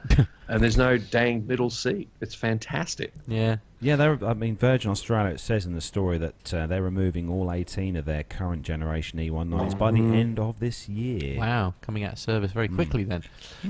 Yeah. Have they been in service long? Standardised on a single type. Have they been in service long?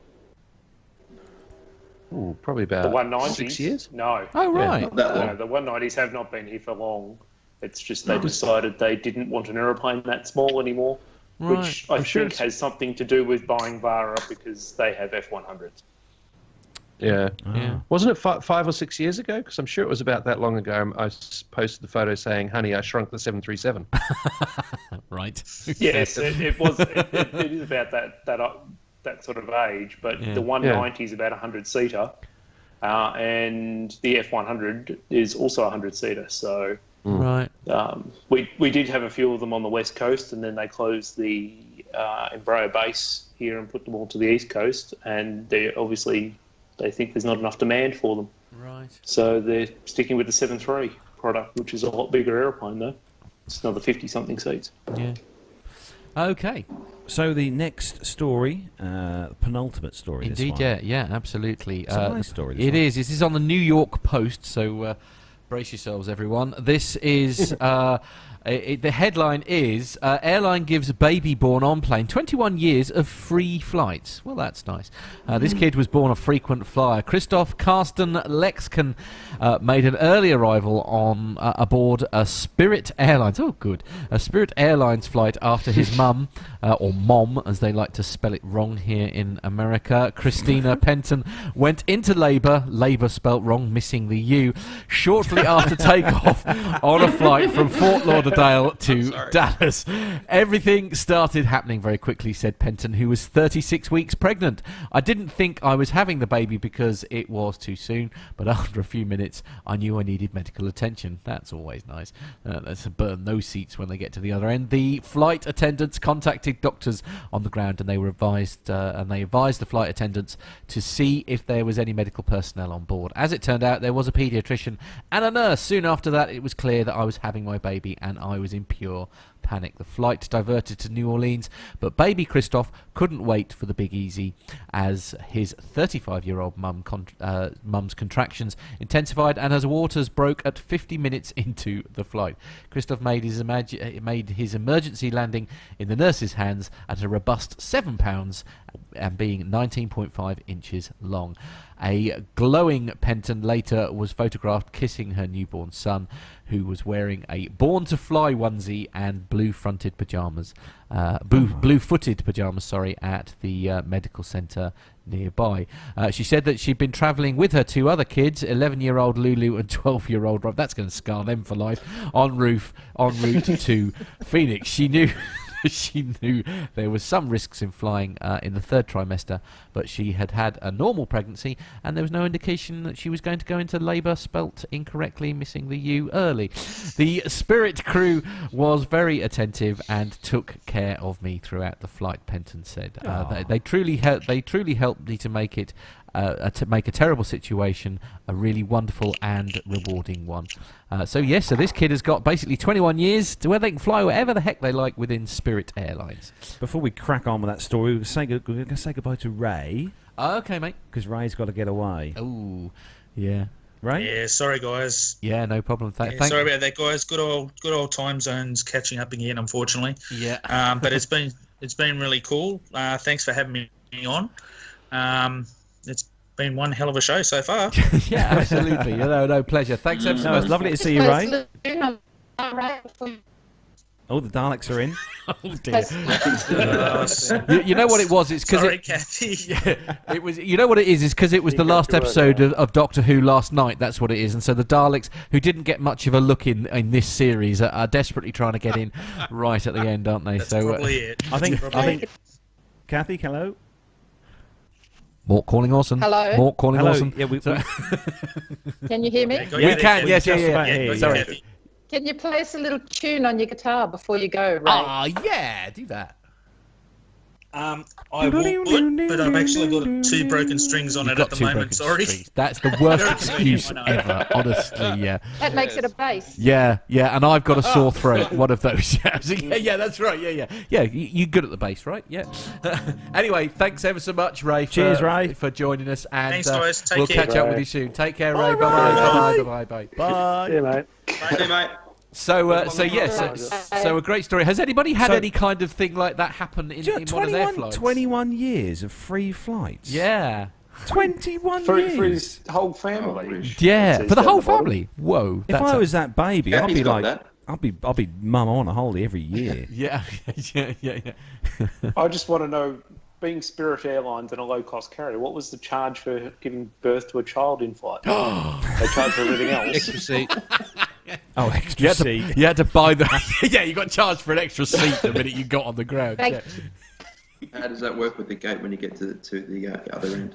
Yes, the manifest is now wrong, isn't it? Yeah. Yes. Passport control. Because babies do have to have a passport, you know. Right, okay, yeah. I think there may have been extenuating circumstances in this one. But the one thing that isn't really being said here is what the hell was she doing in the air anyhow? Because if you're beyond 6 or 7 months, if you're in the third trimester, you can't fly. Exactly. Are the rules different? It wasn't even like it was a local flight either. She was flying. Depends on the airline. Yeah. Doesn't it depend on the airline's grant as to how many? I'm not sure. I think there's. Weeks along. I think some of the airlines have it. I would have to look up the regulations. We don't know. In the ballooning biz, we generally would say no preggies anyhow, but in case there was a bit of a bumpy landing, we didn't want that hassle. No, don't want the paperwork. That's and there's a whole lot of reasons in ballooning you don't want an onboard berth, but I honestly don't know if it has to have a regulation about it. Yeah, I think it's that after 6 weeks or 38 weeks. If you've got a doctor's certificate, you can go. Oh, right. I had a lot of pregnancies. I've got 3 children, and I had 11 pregnancies. And my airline pilot husband said, from towards the end, when I kept losing the pregnancies, my husband said, "You're not to fly. It's not good for you." Right. Okay. It's not, he felt that being in the aeroplane in that.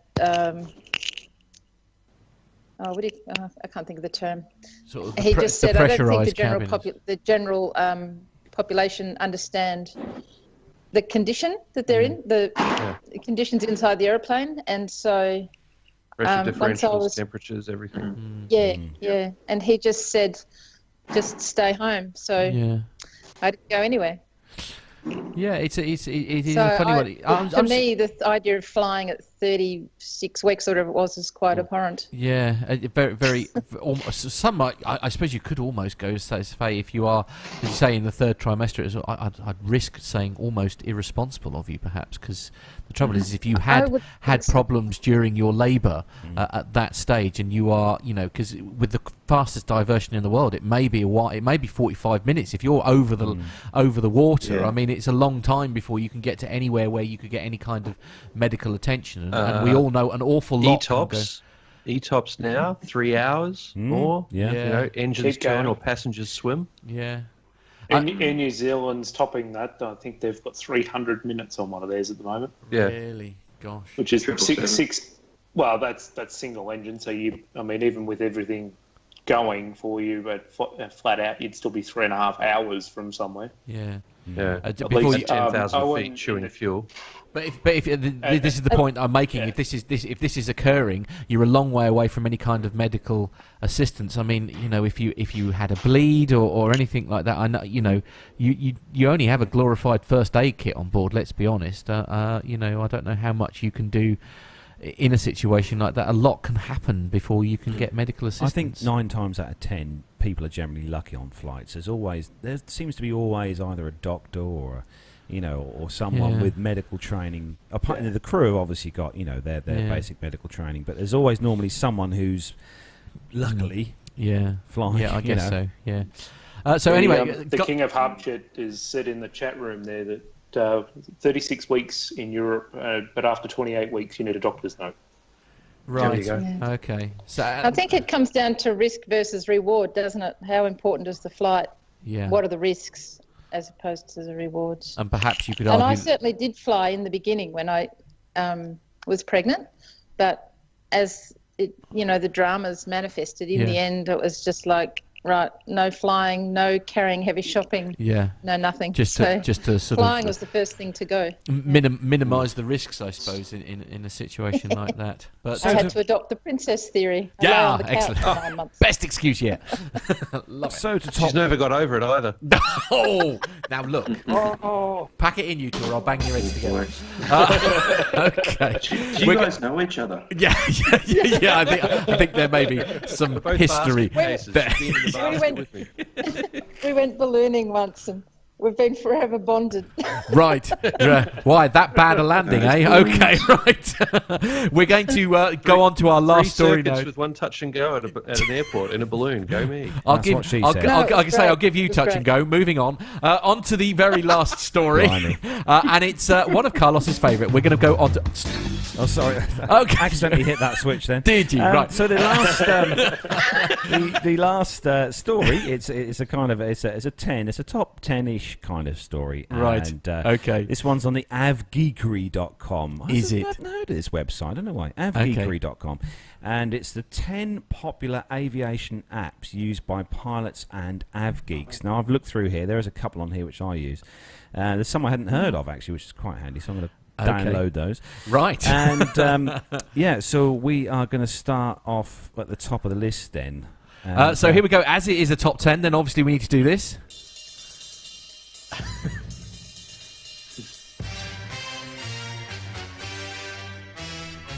So, in at number 10, we pass that straight on then, please. Grant, number 10, please. Instagram, a product I've never used. You've never used Instagram? Never used Instagram? Okay. Wow. I'm amazed. Sorry. Okay, number 9, Carlos, please. At number 9, it is My Radar Weather, or My Radar Weather Radar. That's a bit of a mouthful, isn't it? Never heard of that. My Radar Weather Radar.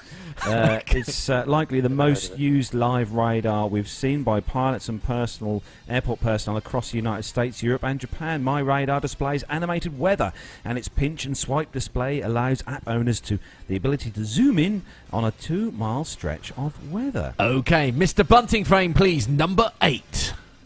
Captain Up Periscope. Periscope. Family show, please, children. Kathy, please, number 7. What was the question? Okay, never mind. Number 7. I use Avplan. Is that part of No. That's not number 7. Grant, please, number 7. That I'm meant to be following. Oh, we love you, Kathy. Grant, please, number 7. Number 7. Flight Pilot Simulator 3D, rated the top flight sim app for Android and iTunes. You see, yet another thing I'm not using. Who knew? Okay. In at number 6, please, Ben.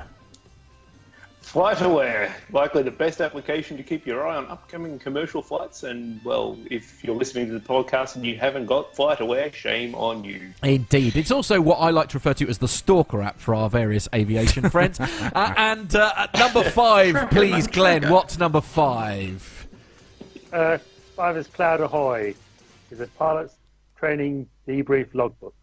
Never heard of it. So I guess because I'm not a pilot. He doesn't look convinced. No, indeed, absolutely. It sounds absolutely outstanding. Although it does have a picture of a Delta aeroplane, so that must make it a good thing, perhaps. Anyway, number 4, please. Who are we going to throw this to? 4, please. Let's say Carlos. Go on. Why don't you number have 4. a go? Okay. I've got this app. I love this app. This is number 4. Live ATC is the only online application offering the most air traffic control feeds across America and the globe. Live audio delayed 40 seconds due to internet routing from the headset of the pilots and controllers. Live ATC can help future pilots learn the right and wrong ways to deliver quick departure information to the tower. The average aviation geek interested in tuning in need not know the airport code, just the country, state or city. And in at number 3, it's an app that even I've heard of, Grant McCarran.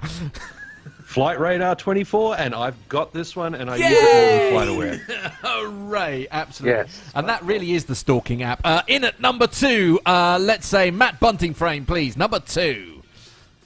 4Flight 9 is pricey for the individual, but again, you'll get what you pay for. And this is a top app. It's basically used for pilots. American list. Yeah. Okay. Other flight planning apps are available. Of course, absolutely. And Runways. finally, Absolutely. it's top of the charts. It's in at number 1. Carlos, please. Oh, really? Number 1. Me? Oh, okay. Garmin Pilot. Well, you'll only cry if you don't have the last one. Oh, okay. Garmin Pilot, then, is the top GPS app for the open skies. File your flight plan, navigate around storms, and keep an accurate logbook with this app. Pilots can view real-time VFR, IFR charts and read the new METARs, TAFs, winds aloft, PIREPs, AirMets, SIGMETs, area forecasts, NOTAMs, and have a bacon roll afterwards. Splendid. So that's Lovely. Garmin Pilot. Always one for the snackist, you are. Anyway, that is where we conclude. Garmin app and 4Flight. Yeah, well, you know. Absolutely. And that is There are where some we other good bring ones. not only our top 10 to a close, but also our aviation news for this week. We're going to move on very quickly now to a great segment we've got from the legend that is our very own new member of the team, Mr. Nev Bounds. So brace yourselves. We're going to have a little bit of a listen now to a passenger Nev's passenger experience. Here we go. Hello everyone, it's Nev here again with another passenger experience. This time we're talking to Amanda, and I spoke to her about the general state of aviation, the airport, the airlines and this kind of thing. Really interesting chat with her about her recent visit to China, but I first asked her, did she prefer to use the low-cost airlines or the full-service ones? Well, I prefer the full traditional. Very rarely go on the low cost. I don't really like that experience. I prefer being looked after, taken to my seat, that sort of thing. Much prefer that. And we were talking over dinner last night about your flying in China, and that was a fantastic story that you and Ed were talking about. Give us a bit of a quick summary about that, how that went. Yeah, very different from flying in the UK or anywhere else actually in the world. So we went on an Air China flight where it was about a 3 to 4 hour flight where the stewardesses stood up and started just selling whatever they had on board. It was the most extraordinary experience. But obviously because we didn't understand what they were saying, it made it quite a bit tricky for us to know what we should be buying or we shouldn't be. Anyway, they hand out the sunglasses, the backpacks, everything was going down. Everybody's trying on the sunglasses, looking in mirrors. It was absolutely crazy. I mean, you expect that on Ryanair, you know, the lotto scratch card stuff at the end, don't you? But this was a whole retail experience for the entire duration of the flight, by the sounds of it. No, and I think some people probably wouldn't have liked it. We were sat right at the front, and they have a marshal on every flight in China, and they sort of check your passport details. They want to know who's going on, where they're going, especially if you're European. They're absolutely paranoid about where people are at any one point in time. And it was weird. It actually gave you a bit of sort of sense of security. You know, you didn't actually feel at any point you were going to be in any trouble. And all the planes were brand new. They were absolutely fantastic and actually quite good service, quite good food. It was good. So as weird as that experience might have been, actually, it turned out that you quite liked it. Yeah, we did. It was. I suppose because it was so unique, and we were the only Europeans on the flight. They just didn't know what to quite make of us. A lot of the people. I mean, Ed had somebody who sat down next to him, Ed, my husband, who was quite grumpy. He sort of sat down, didn't want to look at us. It was a bit really, really weird, and we were like, oh gosh, not sure we like this travelling with this person. And then suddenly he got out his phone and wanted to take selfies of us, and then started posting them on Facebook or China's equivalent. And it was just like, well, this is a bit weird. But they just loved sort of being in a photo with you. It was very, very strange. Can you imagine doing that on a BA flight to Barcelona? No, I think you probably get punished, wouldn't you? Yeah, it's definitely not going to happen. But it was such an experience. I'm really pleased they've done it. Not sure I'd rush back, but they certainly, I think, better service, actually, than what you get in Europe at the moment. And what about the airport experience in China compared to the UK? How would you say that fared? Very similar, actually. We went through a hub airport called Kunming, and it was huge, massive, and again, the retail experience, you know, there was Hugo Boss, there was Prada, there were all the shops that you would have in Terminal 5, and they want the same shopping experience. That's what they want. So very, very similar, I'd say. Everything was in English as well as Chinese, so that made it a simple experience. So it's very easy for people to get around. They have I think it was when we came into Beijing, they did have a temperature-controlled area that you had to go through, and actually a couple in front of us got stopped and taken away somewhere because obviously they were showing high temperature. But so they're quite paranoid about that. Security was very, very tight, very tight. So you felt very safe. So it was a good experience in that respect. Do you think there's anything that the British airports could learn from some of that, the efficiency over in China? Yeah, they're definitely more efficient. I mean, they would have had as many flights coming into Beijing as Heathrow, I'm sure. It was very organised, very regimented, but that's what you expect from an Asian country, actually. That's how they operate. So I think it was very good. I think they could learn a lot. And what do you think about the retail experience that our airports give us in the UK? Is that something which appeals to you or not? I don't mind it, but I very rarely even bother looking in the shops. And when you do walk past them, they're usually quite empty. So it seems strange. And I think everybody's cottoned on to the fact that actually the prices aren't that much cheaper, if they are cheap at all. So, no, I actually like the lounge experiences. I mean, we're very, very lucky that we are a silver member with BA, so we can get into the lounges when they're not too full. But we enjoy that, just maybe being away from the hubbub of everything. So I think that's a good experience. Yeah, brilliant, Amanda. Well, thanks ever so much indeed for talking to us today. Really appreciate it. No problem. You're most welcome.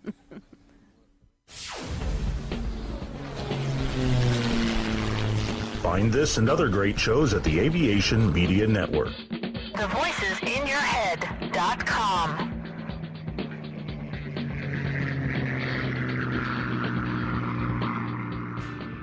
The Plain Talking UK podcast is a voluntary project that aims to keep you informed with the latest aviation-related stories from newswires across the globe. Producing our content does cost money though. If you enjoy our show, why not help us keep on the air by making a donation towards the server and website hosting fees through PayPal. Any contributions would be greatly appreciated. Are you an Amazon user? If so, why not do your shopping through the link on our website? There's no cost to yourself, and Amazon pay us a small referral fee on qualifying purchases. To find out more about the show and to meet the team, take yourself to our website www.plaintalkinguk.com, or find us on Facebook at facebook.com/plaintalkinguk, on Twitter via @plaintalkinguk, or get in touch via email on podcast@plaintalkinguk.com. Thanks for listening. Flybe 5823, Trent Dane for 23R Manchester, Wizz Air 6X, climb flight level 210, direct to Bretlands Park. United 123, maintain 280 knots. London 2TME, turn right onto Bravo, link, 21 join Alpha, hold at Mora, Speedbird 472, LOC/DME, approach runway 27 left, follow the green stand 544. That's enough air traffic control for today, Nat. Bedtime. Aviation media has long been the domain of the newspapers and magazines. Well, not anymore. I'm Steve Vischer. And I'm Grant McCarran, and we're bringing aviation right into your radio. Yes, we're making aviation cool and interesting for everyone. Hang on, aviation's always been cool. Check this out. How cool is this? Grant, turn that down.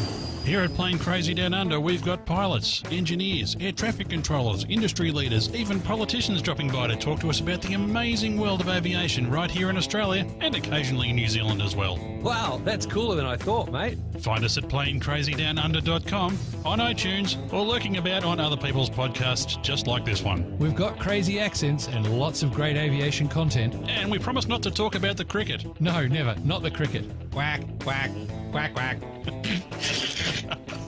What is cricket anyhow? Something we win a lot. Oh, there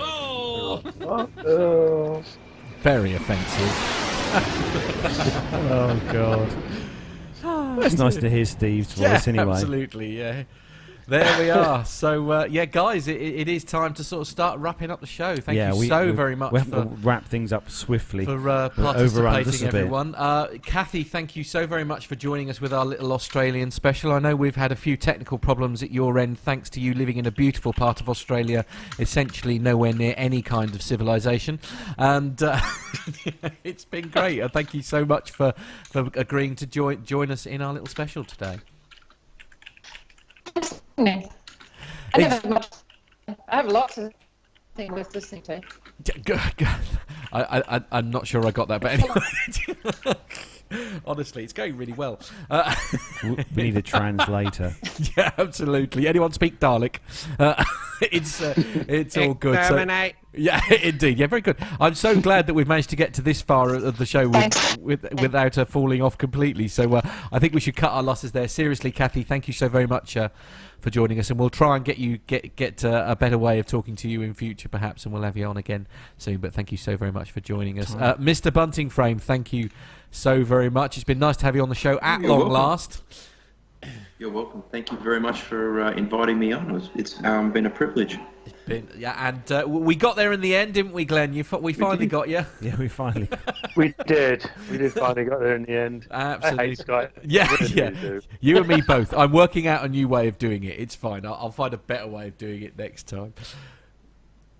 Sorry, I'm just going. I'm reading the show notes because obviously we've had to skip things along quickly, so we've missed out the military news. But there was a few questions that we were going to ask everyone before we wrap up. So we'll just ask the last question. I think that's go on probably then. the best one. Okay. Yeah, so hopefully this will work, Kathy. I mean, I'm Good scared. luck, everyone. I'm scared Kathy's going to say the Tardis for this question. Okay. Kathy, I think we've probably asked you this before, but favourite aircraft, either retired or flying, military or commercial, name it. The last. We're not getting you. No. I Okay. think that was a Tardis. Yeah, I'm not sure. Yeah, absolutely. Exterminate. Yes. Okay. Moving along the top of the screen, Mr. Bunting Frame. Come on, that question for you as well. My favourite aircraft of all time, flown on, was a 747-400 up the top on the top deck. Military, all time. Geez, you can't go past the SR-71 or A-12. Oh, it's nice to hear a different choice, actually. Mr. Towler. I'd say the de Havilland Mosquito. Such a cool aeroplane. Did everything you could possibly think of for strike and reconnaissance. Lots, yeah. But the de Havilland Mosquito, yeah. Yeah. Huh? Good. Now, this must be such a hard question for you, Ben, because obviously Ben you sees see everything. so many. But can you pick a favourite? Either retired or still flying.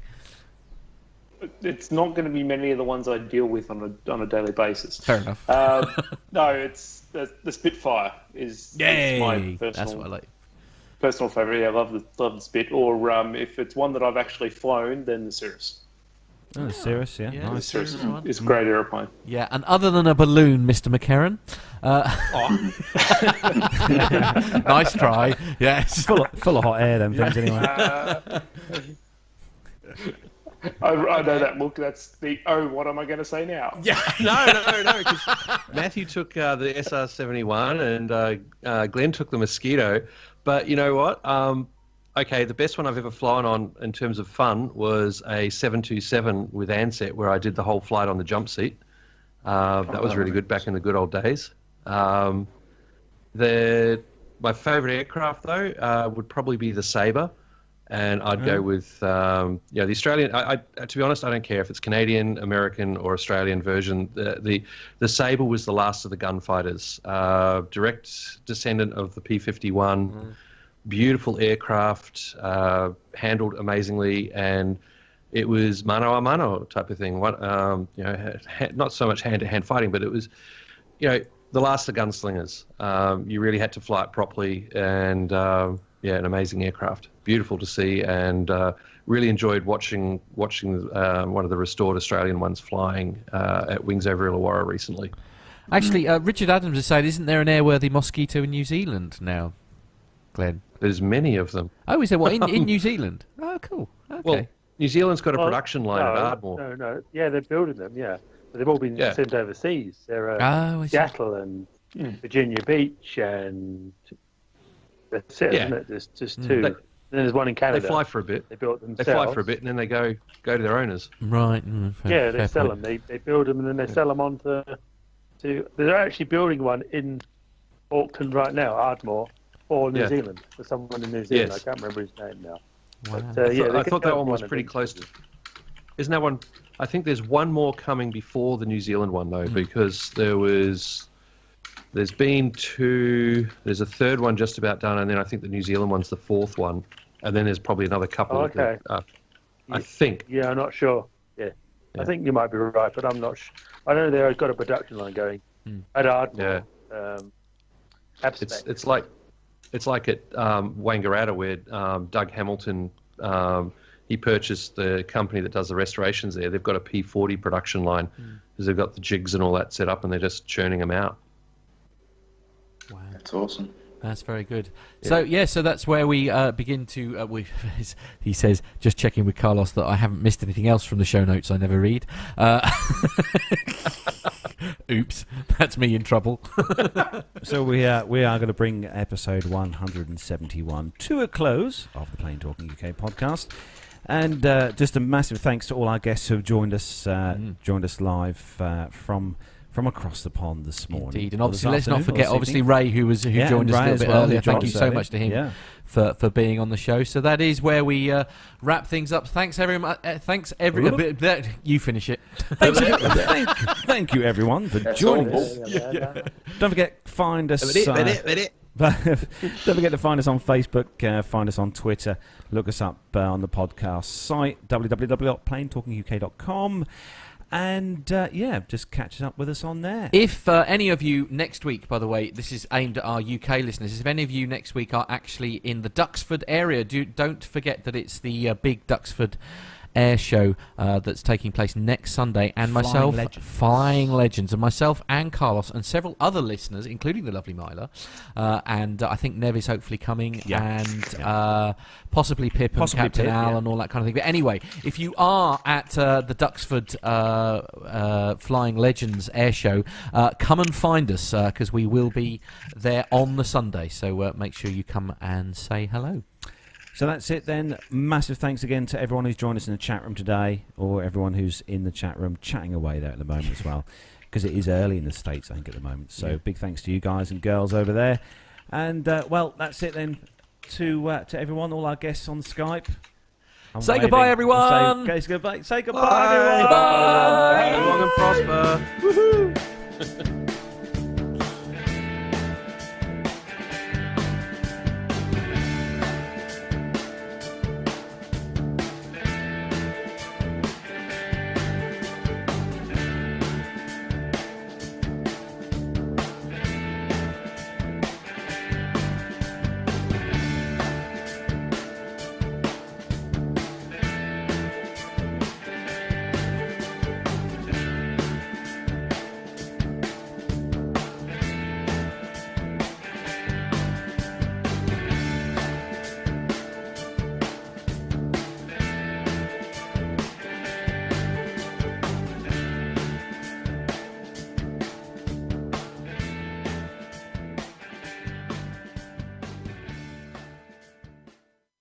I ain't getting no plane, fool.